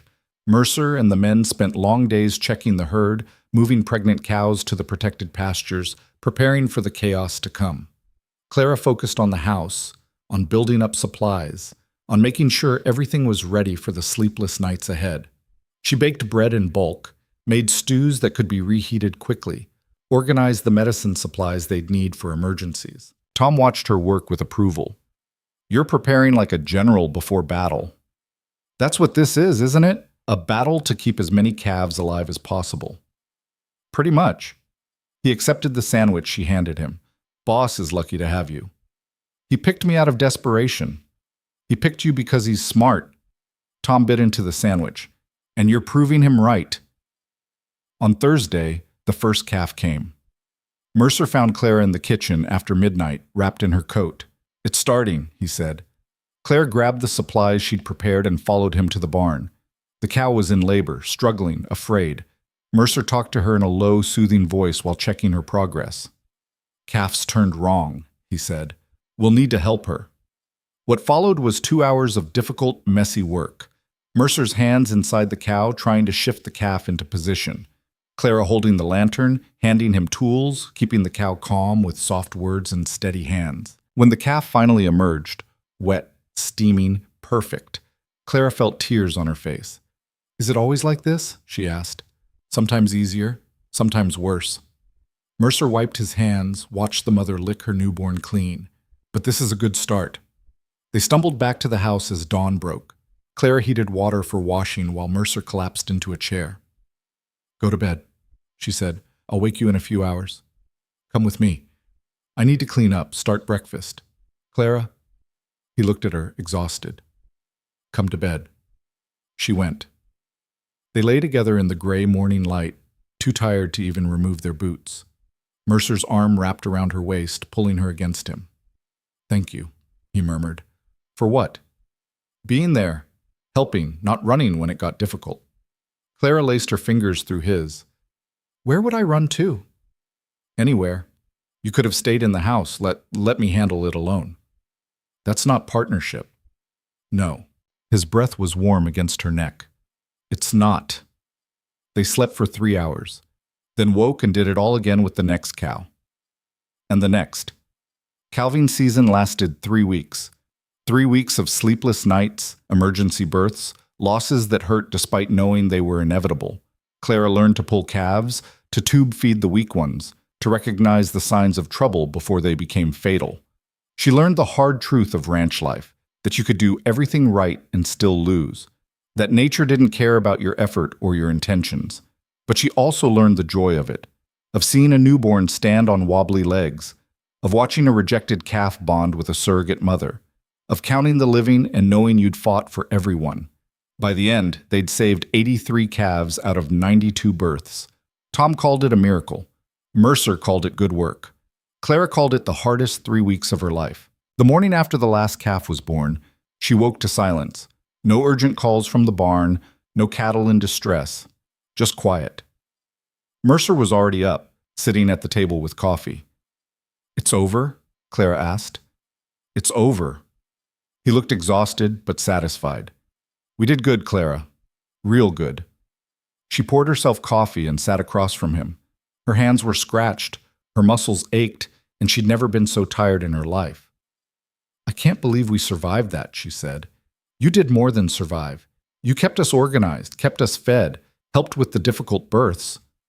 Mercer reached across the table, took her hand. "I couldn't have done this without you." "Yes, you could have. You've done it before." "Not this well, not with this few losses." He squeezed her hand. "You made the difference." Clara felt something crack open inside her chest. Pride, maybe, or the beginning of belief that she actually belonged here. "We make a good team," she said quietly. "Yeah, we do." That afternoon, Tom and Billy rode into town for supplies. Clara took the opportunity to clean the house properly, something she hadn't had time for in weeks. She scrubbed floors, washed bedding, aired out rooms. She was beating rugs in the yard when a horse approached. Clara looked up and felt her stomach drop. Sarah Dalton sat astride a pretty bay mare, dressed in a riding outfit that probably cost more than Clara's entire wardrobe. "Mrs. Mercer," Sarah said coolly. "I hope I'm not interrupting." Clara set down the rug beater. "What do you want?" "To talk, civilly, if possible." "I think we said everything that needed saying at church." Sarah dismounted, tied her horse. "I was cruel, I know that. I came to apologize." Clara crossed her arms. "Go ahead." Sarah took a breath. "I'm sorry for what I said. It was petty and mean, and you didn't deserve it." "Why now? Why not at church?" "Because your husband forced me to apologize then. This time it's my choice." Sarah met her eyes. "I was jealous. That's the truth. I'd known Jonah Mercer for years, and he never looked at me the way he looks at you." Clara didn't know what to say to that. "I thought I'd have time," Sarah continued. "Thought eventually he'd see me as an option.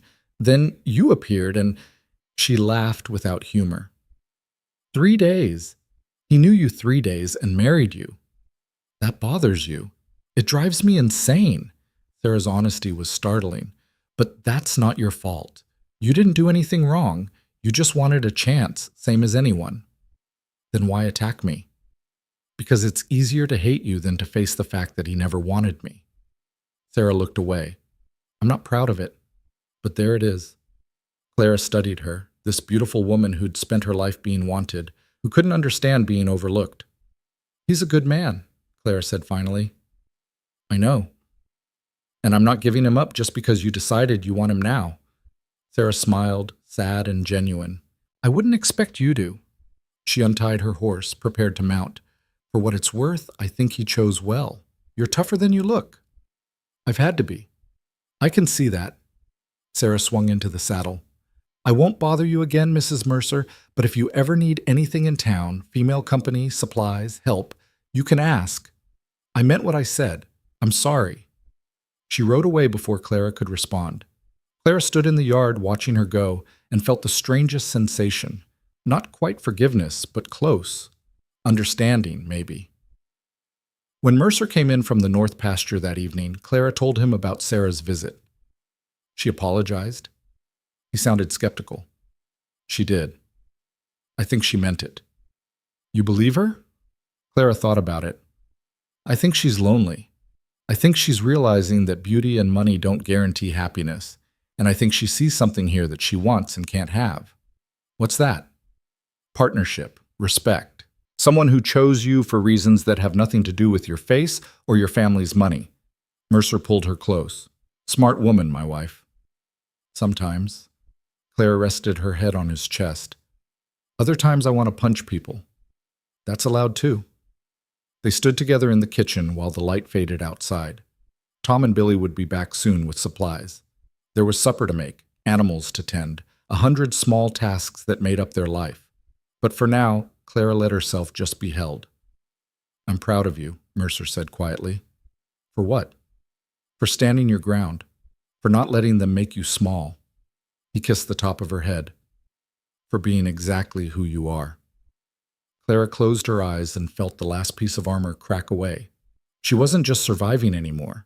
She was home. Summer arrived with heat that made the air shimmer and work that never seemed to end. Clara stood in the garden she'd expanded, wiping sweat from her forehead as she examined the tomato plants.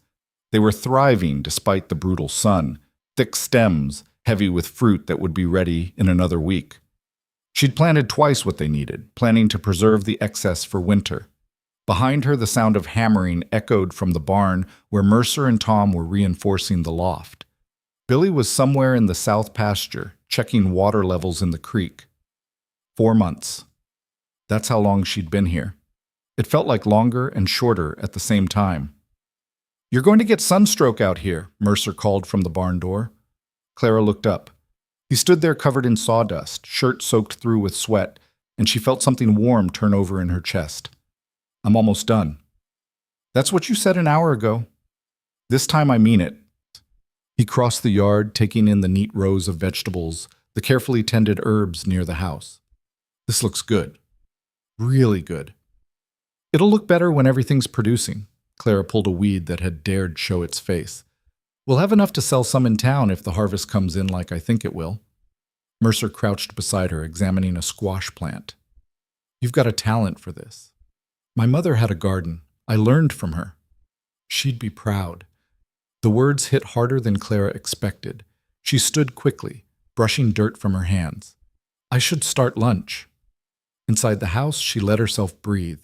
Her mother would have been proud of the garden, of the life Clara was building. But she also would have asked the question Clara kept avoiding. Are you happy? Clara didn't know how to answer that. She was content, certainly, satisfied with the work, comfortable with Mercer in ways that surprised her. But happy? She started slicing bread, hands moving automatically while her mind wandered. The door opened and Mercer came in, washed his hands at the basin. You all right? He asked. Fine. You got quiet out there. Clara set down the knife. Do you ever think about what comes next? Next how? After this. After we've got the ranch running smoothly, after the crops are established, after... She gestured vaguely. After the building part is done.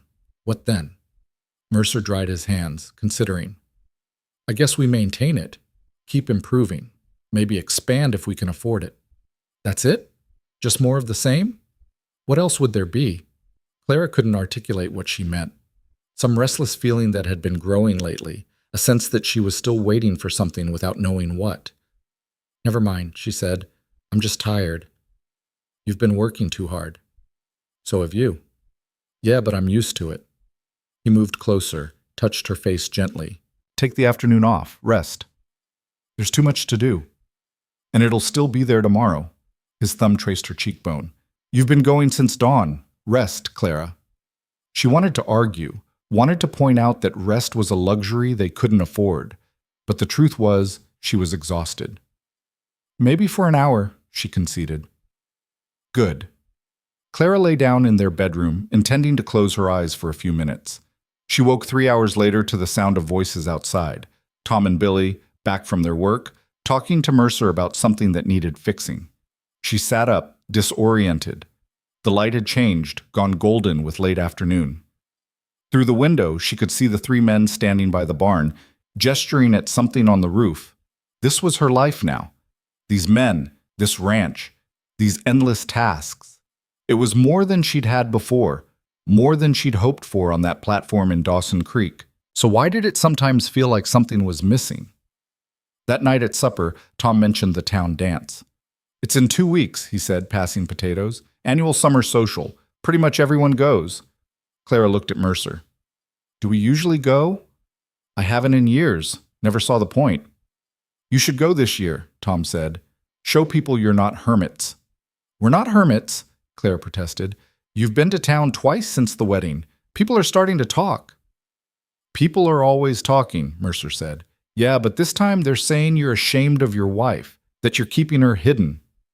Clara's fork clattered against her plate. They're saying what? Tom winced. I probably shouldn't have mentioned it. No, you should have. Clara looked at Mercer. Is that really what they think? Who cares what they think? I do. We can't avoid town forever just because some women were catty. She pushed back from the table. We should go to the dance. You sure about that? No, but we should do it anyway. Mercer studied her, then nodded slowly. All right, we'll go. Billy spoke up, surprising everyone. I'll come too, for moral support. Tom grinned. Hell, if Billy's going, I'm definitely going. Might find myself a dancing partner. The dance loomed larger in Clara's mind as the days passed. She had nothing appropriate to wear. Her dresses were all practical, work-worn, nothing suitable for a social gathering. On Tuesday, Sarah Dalton appeared at the ranch again. Clara saw her coming and braced herself for another confrontation. But Sarah dismounted with a large package in her arms, smiling tentatively. Before you tell me to leave, Sarah said, I brought you something. What is it? A dress. For the dance. She held out the package. I heard you're planning to attend, and I thought, well, I have more dresses than I need, and we're about the same size. Clara stared at the package. Why would you do that? Because I meant what I said about wanting to help, and because... Sarah paused. Because I've been thinking about what you said, about not giving him up. It made me realize I never had him to give up. I was chasing something that didn't exist. Clara took the package slowly. You didn't have to do this. I know, but I wanted to. Sarah remounted her horse. It's blue. I think it'll suit you. And Clara, go to that dance and show everyone exactly who you are. They need to see it. She rode away before Clara could respond. Inside, Clara unwrapped the package and found a dress more beautiful than anything she'd ever owned. Deep blue silk, simple but elegant, with delicate embroidery at the collar and cuffs. It fit perfectly.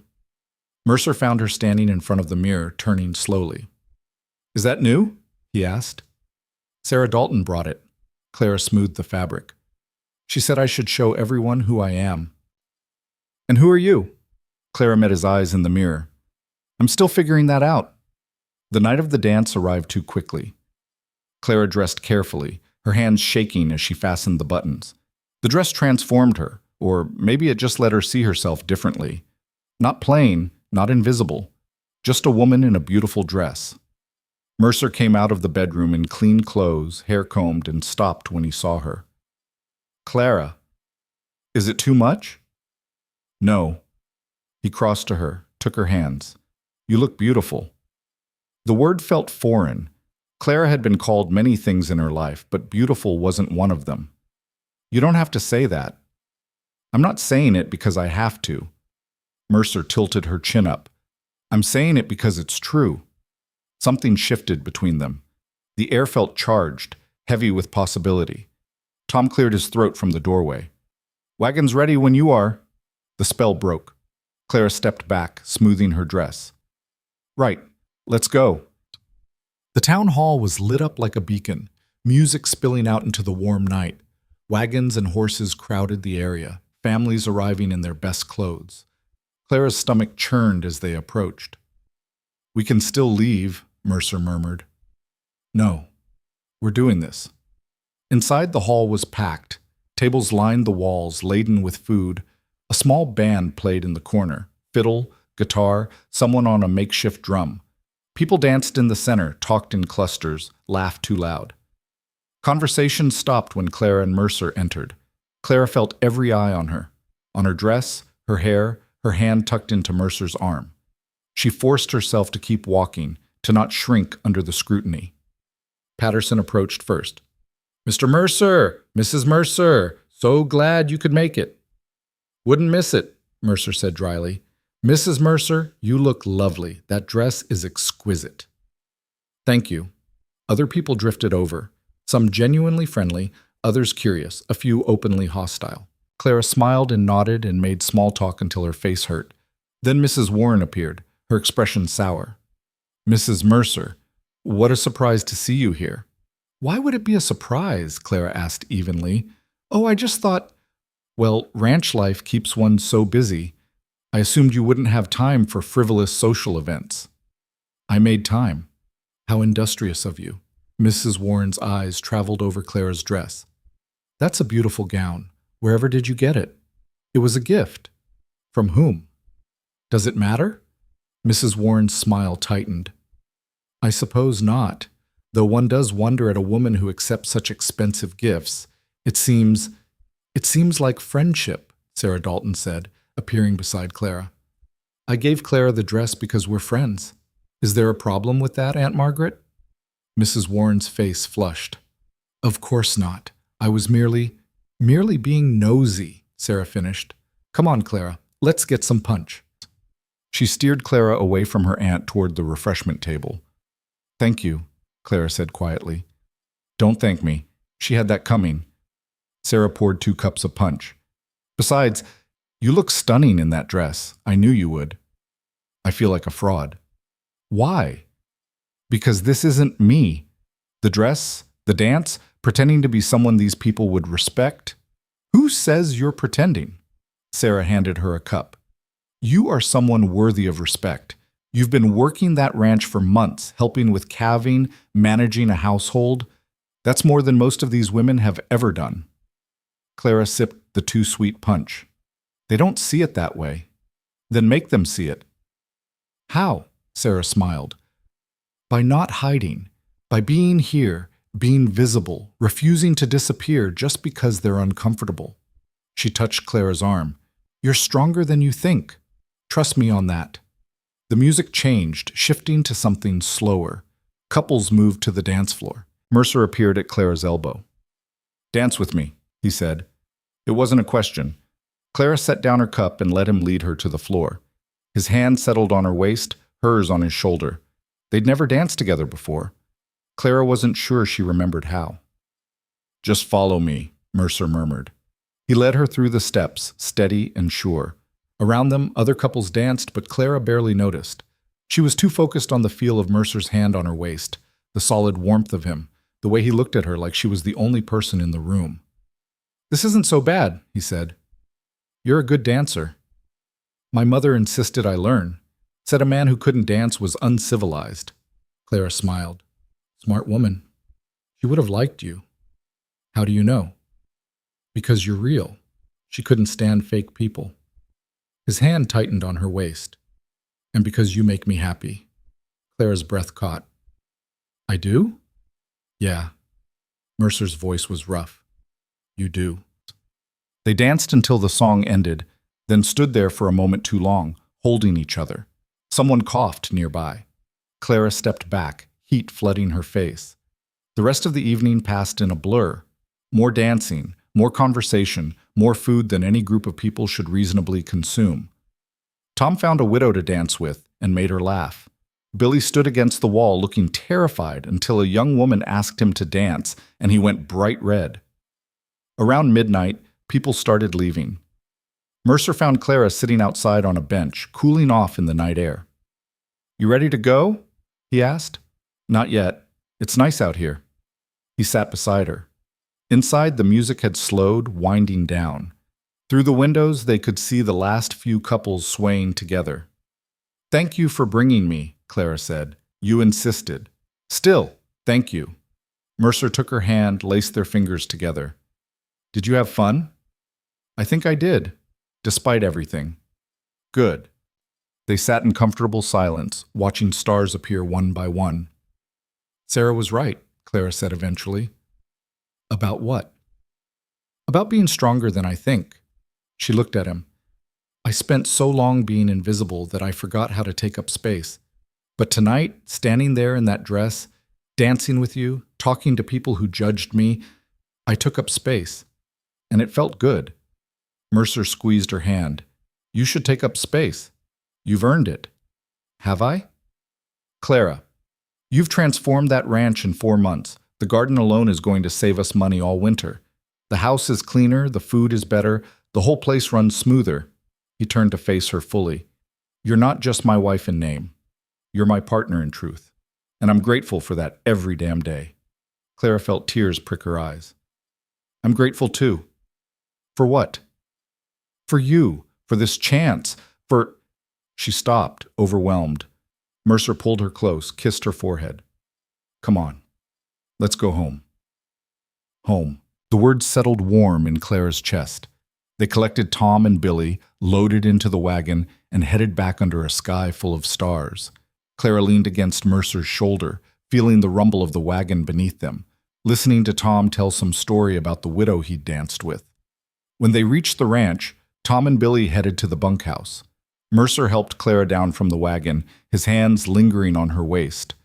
You really did look beautiful tonight, he said quietly. You mentioned that. Worth mentioning twice. Clara touched his face, feeling the scratch of stubble under her palm. Take me inside, Jonah. Something flared in his eyes. He'd asked her to use his first name weeks ago, but she rarely did. It felt too intimate, too presumptuous. Now, standing in the moonlight wearing Sarah's dress with her husband's hands on her waist, it felt exactly right. Mercer led her inside, closed the door behind them. The house was dark, quiet. He lit a lamp, the flame casting warm shadows. Clara. She turned. He was standing very still, looking at her with an expression she couldn't quite read. I need to tell you something, he said. Her heart kicked. All right. When I chose you on that platform, I thought I was making a practical decision, solving a problem, finding help for the ranch. He moved closer. But somewhere along the way, it stopped being practical. Clara's throat tightened. What do you mean?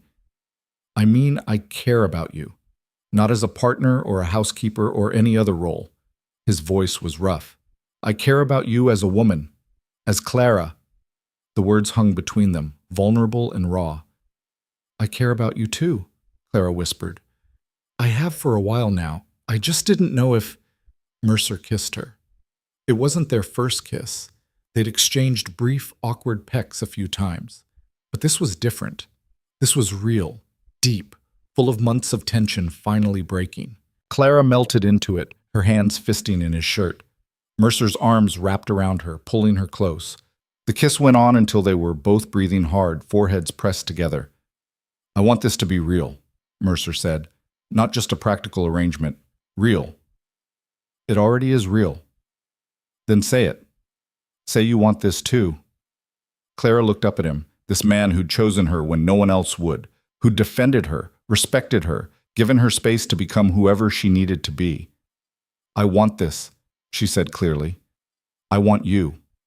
I want us. Mercer's expression cracked open, relief and joy flooding through. He kissed her again, slower this time, tender, then scooped her up and carried her to their bedroom. Clara laughed, actually laughed, and wrapped her arms around his neck. This was real. This was happening. This was home. The next morning, Clara woke to sunlight and the sound of Mercer moving around the bedroom, getting dressed for the day. "Stay in bed," he said when he saw her eyes open. "I need to make breakfast." "Tom can handle it. You earned a rest." He sat on the edge of the bed, brushed hair from her face. "How do you feel?" Clara considered. Her body ached in new ways, but her chest felt light, free. "Good," she said. "Really good." "No regrets?" "None." She caught his hand, kissed his palm. "You?" "Not even close." Mercer smiled, and it transformed his whole face. "I'll see you later. Rest." After he left, Clara lay in bed watching dust motes dance in the sunlight. Something had shifted fundamentally between them. They'd crossed a line that couldn't be uncrossed, and Clara found she didn't want to go back. She rose eventually, dressed, and found Tom in the kitchen making a mess of breakfast. "Oh, thank God," he said when he saw her. "I can't cook worth a damn. How do you make biscuits?" "Move over." Clara took charge, assembling ingredients while Tom watched gratefully. "You look happy," he observed. "Do I?" "Yeah, different than before. Lighter, maybe?" Clara mixed dough, considering. "I think I am happy. Actually happy, not just content." "Good. You deserve it." Tom poured coffee. "Boss seems different too. Been whistling all morning." "Jonah whistles?" "First time I've heard it in 3 years." Tom grinned. "Whatever happened last night, keep it up." The weeks that followed were some of the best Clara had ever known. The work continued, endless, difficult, but now it felt like building something together rather than just surviving. She and Mercer moved through their days in sync, anticipating each other's needs, supporting each other's efforts. The garden produced abundantly. Clara preserved vegetables, made jams, dried herbs. She sold the excess in town and used the money to buy supplies they needed.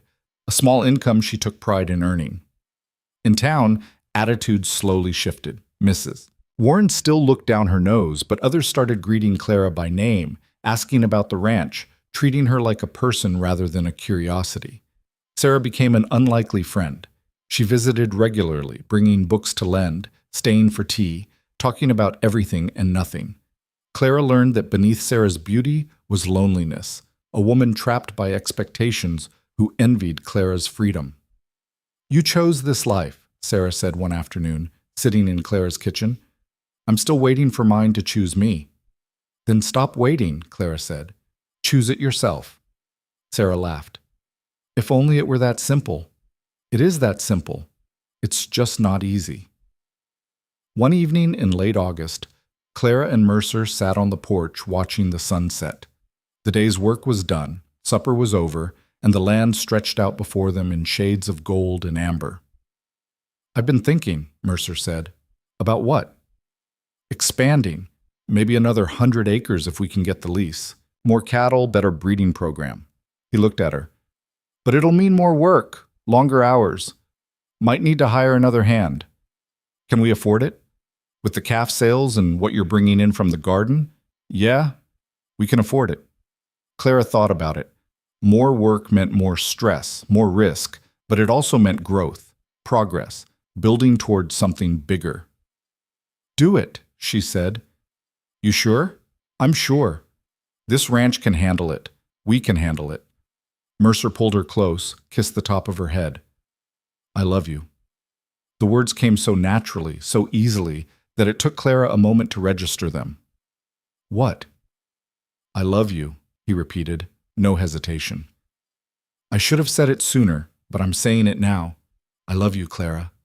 Clara's eyes filled with tears, happy tears, the kind she'd forgotten existed. "I love you too," she whispered. "So much." They sat together as darkness fell, wrapped in each other, and Clara thought about the journey that had brought her here. 7 rejections, 7 times being told she wasn't enough. But she'd kept trying, kept showing up, kept believing that somewhere, somehow, there was a place for her. And she'd been right. This ranch, this man, this life. It was hers. Not because someone had given it to her out of pity or obligation, but because she'd earned it. Every day, with every task, with every choice to stay and fight and build. Clara Mercer had finally found where she belonged, and she was never letting it go. Winter came early that year, arriving in October with snow that buried the garden Clara had worked so hard to build. She stood at the window, watching white fall from gray skies, her hand resting unconsciously on her stomach.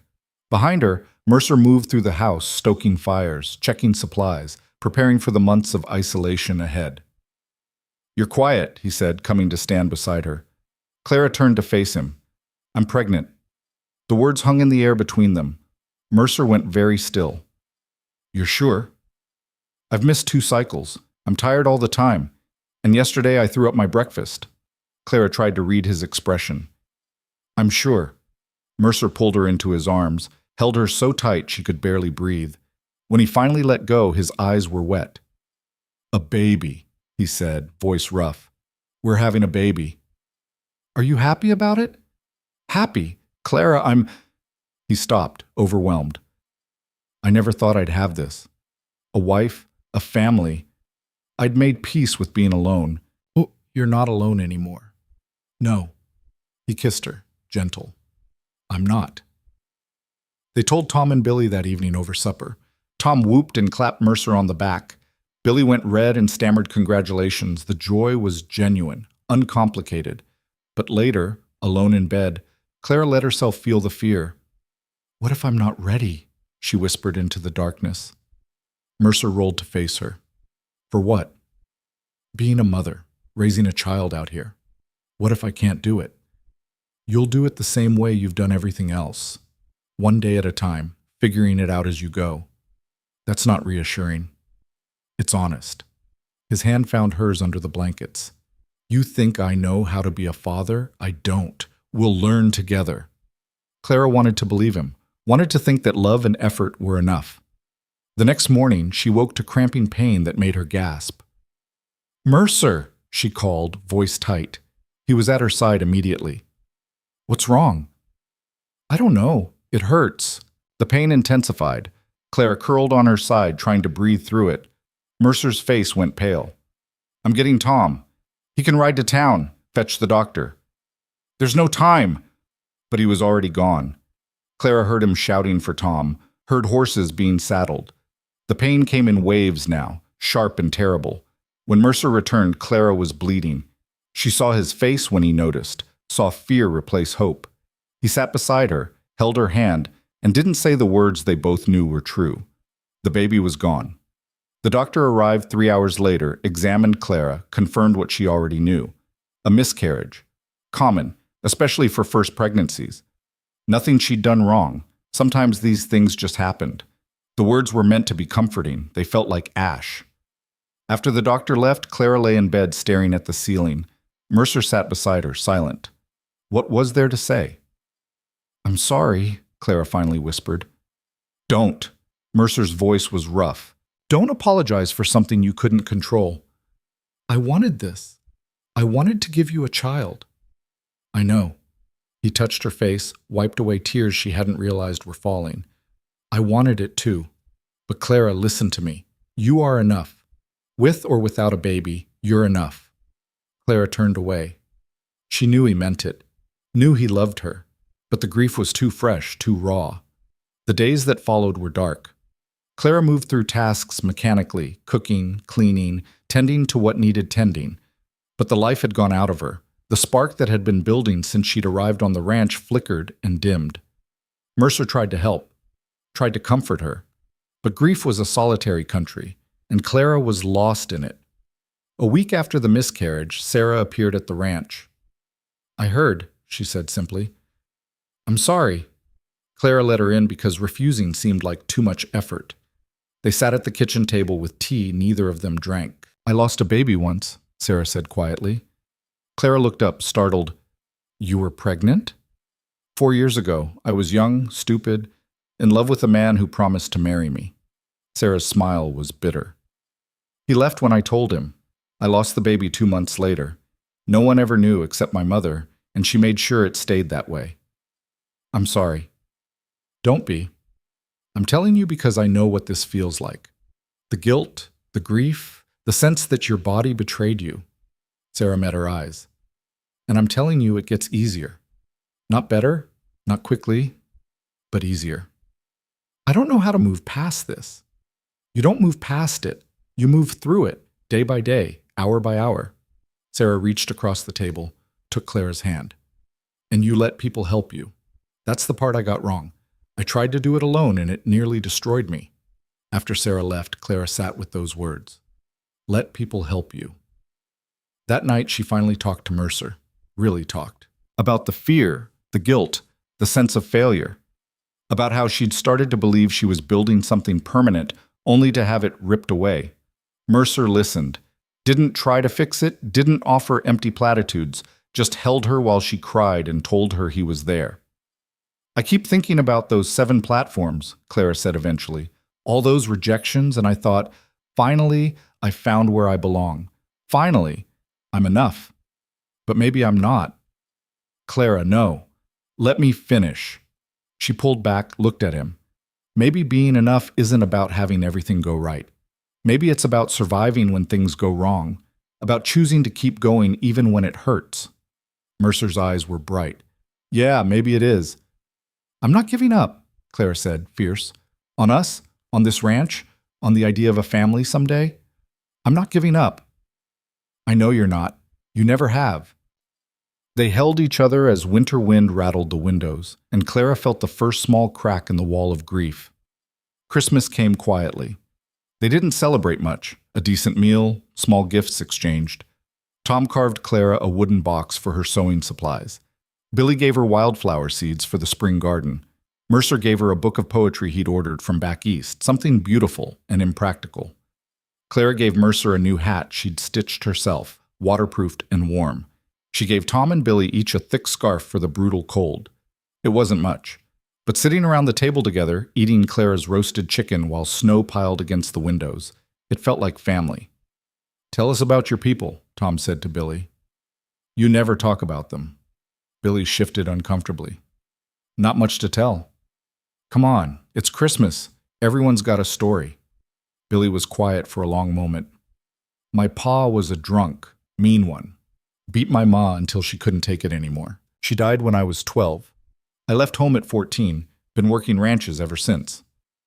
The table went silent. Billy stared at his plate. I'm sorry, Clara said softly. Don't be.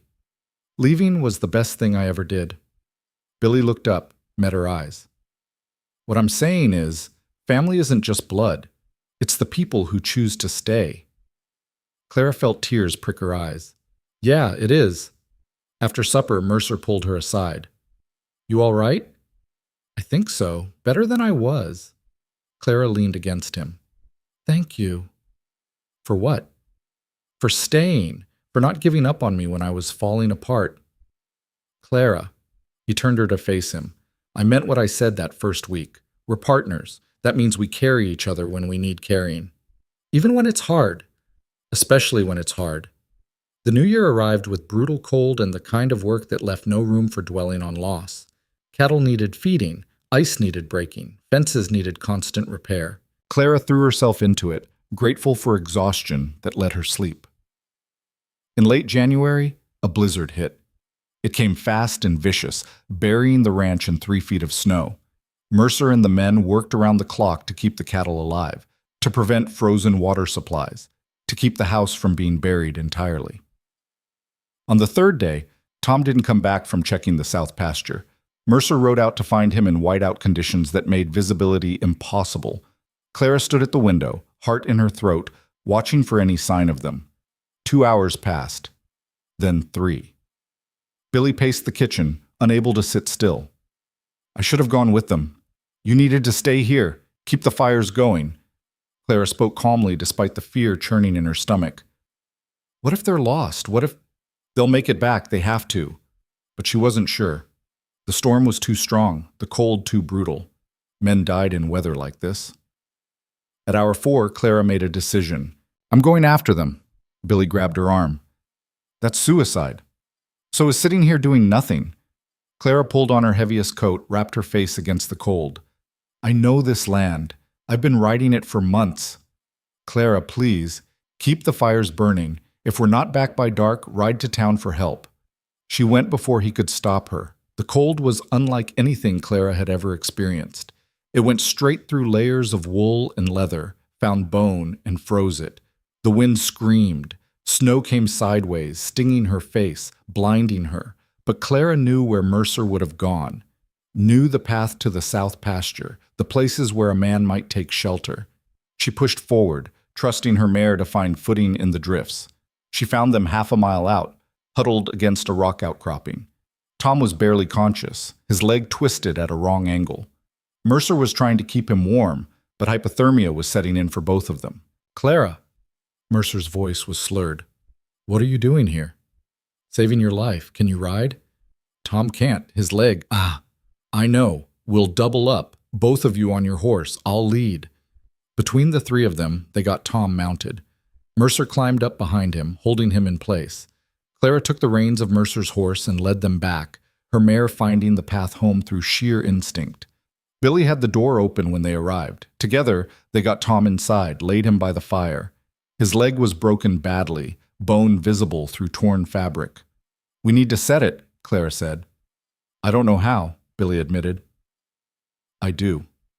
Clara had watched her father set a broken arm once, years ago. She'd paid attention, not knowing it would ever matter. Get me whiskey and something for him to bite on. What followed was brutal. Tom screamed despite the whiskey, despite the leather strap between his teeth, but Clara got the bone aligned, got the leg splinted and wrapped. It wasn't pretty, but it would hold until they could get him to a doctor. After, she collapsed into a chair, hands shaking. Mercer knelt beside her. You saved us. You would have done the same. Maybe. But you did it. He touched her face. You risked your life in a blizzard because you wouldn't let us die. Clara, that's everything.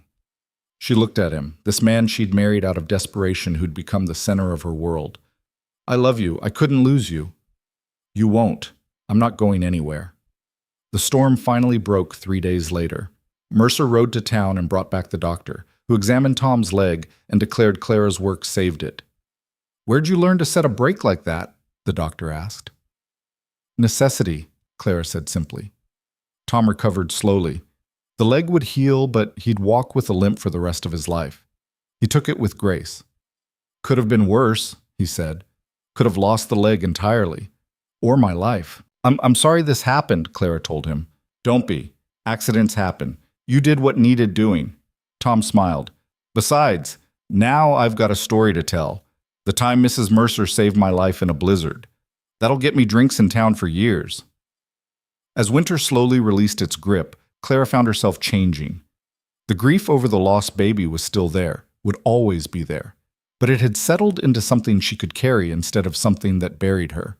She started planning for spring. New crops for the garden, repairs that needed doing, improvements to the house. She wrote to her brother for the first time in over a year, a short letter that said she was married, she was well, she was happy. His response came in March. Brief, formal, but not unkind. He was glad she'd found a place for herself. His wife sent regards. It wasn't much, but it was closure. In April, Sarah rode out with news. I'm leaving, she announced. Clara looked up from the bread she was kneading. Leaving? Dawson Creek, Montana, all of it. Sarah's eyes were bright. I'm going to San Francisco. I have a cousin there who runs a dress shop. She's offered me a partnership. Sarah, that's wonderful. I should have done it years ago. Should have stopped waiting for my life to start and just started it myself. She smiled. You taught me that. I didn't teach you anything. Yes, you did. You showed me what it looks like to choose your own path, even when it's hard, to build something from nothing. Sarah took Clara's hand. Thank you. For what? For being my friend, for showing me it's never too late to become who you're meant to be. After Sarah left, Clara stood on the porch watching her ride away. Another ending, another beginning. You're going to miss her, Mercer said, coming to stand beside her. Yeah, but I'm happy for her. Me too. He pulled her close. You know what today is? Clara thought. April 8th. 1 year since you arrived. 1 year since I walked into town late and found you standing on that platform. A year. It felt like a lifetime.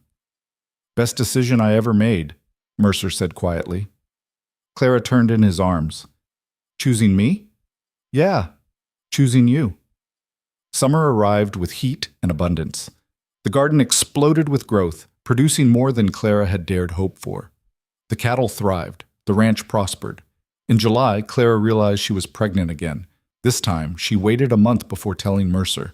Waited to be sure, to let herself believe it might actually happen. When she finally told him, his joy was tempered with fear. Are you sure you want this? He asked. After what happened? I'm terrified, Clara admitted. But I want this. I want our baby. Then we'll be terrified together. The pregnancy was difficult. Clara was sick constantly, exhausted, swollen. But the baby grew strong, heartbeat steady. The doctor visited regularly, monitoring her closely. Everything looks good, he said during one visit. But you need to rest. No heavy lifting, no overexertion. Clara tried, but there was too much work, too much that needed doing. She couldn't just stop. Mercer finally put his foot down. Hire another hand, Clara insisted. I'm hiring 2, and you're going to rest if I have to tie you to a chair. You wouldn't dare. Try me. The new hands arrived in August, a married couple, experienced ranch workers looking for steady employment. Robert and Ann Carson were in their 30s, competent and hardworking. Ann took over most of Clara's household duties, freeing her to rest. I feel useless, Clara complained. You're growing a human, Ann said practically. That's not useless. In October, Clara went into labor. It lasted 18 hours. Long, difficult, painful beyond anything she'd experienced. Mercer stayed with her the entire time, holding her hand, talking her through it. Ann assisted, having delivered babies before. The doctor was there, but Ann did most of the work. When the baby finally came, a girl, perfect and screaming, Clara sobbed with relief. She's beautiful, Mercer breathed, holding his daughter for the first time. Clara, she's beautiful. They named her Elizabeth, after Mercer's mother. Beth, for short. The first few weeks were chaos. Beth cried constantly, slept in brief intervals, demanded everything. Clara was exhausted, overwhelmed, terrified she was doing everything wrong. Is she supposed to cry this much? She asked Ann. All babies cry. You're doing fine. I don't feel fine. I feel like I'm failing. You're not failing. You're learning. Ann squeezed her shoulder. Give yourself time. Slowly, Clara found her rhythm. Beth's cries became decipherable, hungry, tired, uncomfortable. She learned to nurse, to soothe, to function on almost no sleep. Mercer was surprisingly natural with Beth. He'd hold her for hours, talking to her in a low voice, walking her around the house when she fussed. Watching him with their daughter, Clara fell in love with him all over again. One night, feeding Beth in the quiet darkness, Clara thought about everything that had led to this moment. The 7 rejections, the desperation, the choice to keep trying despite knowing she might fail again. If she'd given up after 6 platforms, she never would have met Mercer, never would have built this life, never would have held this baby. All of it, the pain, the fear, the uncertainty, had been worth it. Beth finished nursing and Clara held her close, breathing in that new baby smell. You're going to have a good life, Clara whispered. Your father and I, we're going to make sure of it. You'll grow up knowing you're loved, knowing you're wanted. You'll never have to beg for scraps or accept less than you deserve. Beth made a small sound, already drifting to sleep. And when things get hard, because they will get hard, you'll know how to stand up, how to fight, how to choose yourself. Clara kissed her daughter's head. That's what I'm going to teach you. In spring, when Beth was 6 months old, Clara started a project. The town needed a school. Children were growing up illiterate, uneducated, with no prospects beyond following their parents into ranching or domestic work. Clara had been thinking about it for months. I want to start a school, she told Mercer. Where? Here, in our barn, at least to start. I can teach reading, writing, basic mathematics. Mercer considered. That's a lot of work. I know, but I can do it. Ann can help with Beth during lessons. Clara leaned forward. These children deserve better, Jonah. They deserve a chance. You're right. They do. He smiled. Do it. But Clara presented the idea at the next town meeting. The reaction was mixed, some people enthusiastic, others skeptical. Who's going to pay for it? Someone asked. I'll teach for free, Clara said. At least the first year. Families can contribute what they can afford, but no child will be turned away for lack of money. And you're qualified to teach? Mrs. Warren asked, skeptical as always. I'm literate. I can do mathematics. I've read extensively. Clara met her eyes. I'm more qualified than no one, which is what these children have now. The vote was close, but it passed. The school opened in September. Clara had 8 students the first week, ranging from 6 to 14, various levels of ability. She taught them in the barn using slates and books she'd ordered from back east with money from the ranch profits. It was hard work. Some children learned quickly, eager for knowledge. Others struggled, frustrated by concepts that didn't come naturally. Clara learned to adapt, to find different ways of teaching the same material. By winter, she had 12 students. By spring, 18. The community started to shift around her. Parents who'd been skeptical began to see their children learning, growing, developing skills that might let them become more than ranch hands. Grudging respect turned to appreciation. Mrs. Warren even visited one day, watching Clara teach. I was wrong about you, she said after. Clara looked up from her desk. Excuse me? I thought you were just a desperate woman who trapped a good man. I was wrong. Mrs. Warren's expression was stiff but sincere. You've done more for this community in 2 years than most do in a lifetime. My apologies. It wasn't much, but coming from Mrs. Warren, it was everything. 2 years became 3. 3 became 5. Beth grew into a bright, curious child who helped Clara in the garden and sat quietly during lessons, absorbing everything. Tom's leg healed enough that he could work again, though he'd never move quite right. Billy gained confidence, eventually courting a young woman from a neighboring ranch. The ranch expanded. They added another 100 acres, improved the breeding stock, built a new barn. Robert and Ann stayed on, becoming less like employees and more like family. Sarah wrote from San Francisco. Her dress shop was thriving. She was happy, fulfilled, living the life she'd chosen. And Clara taught. Year after year, students came through her school. Some stayed in the community. Others left for opportunities elsewhere, carrying the education Clara had given them. One fall morning, 5 years after arriving in Dawson Creek, Clara stood in the schoolhouse.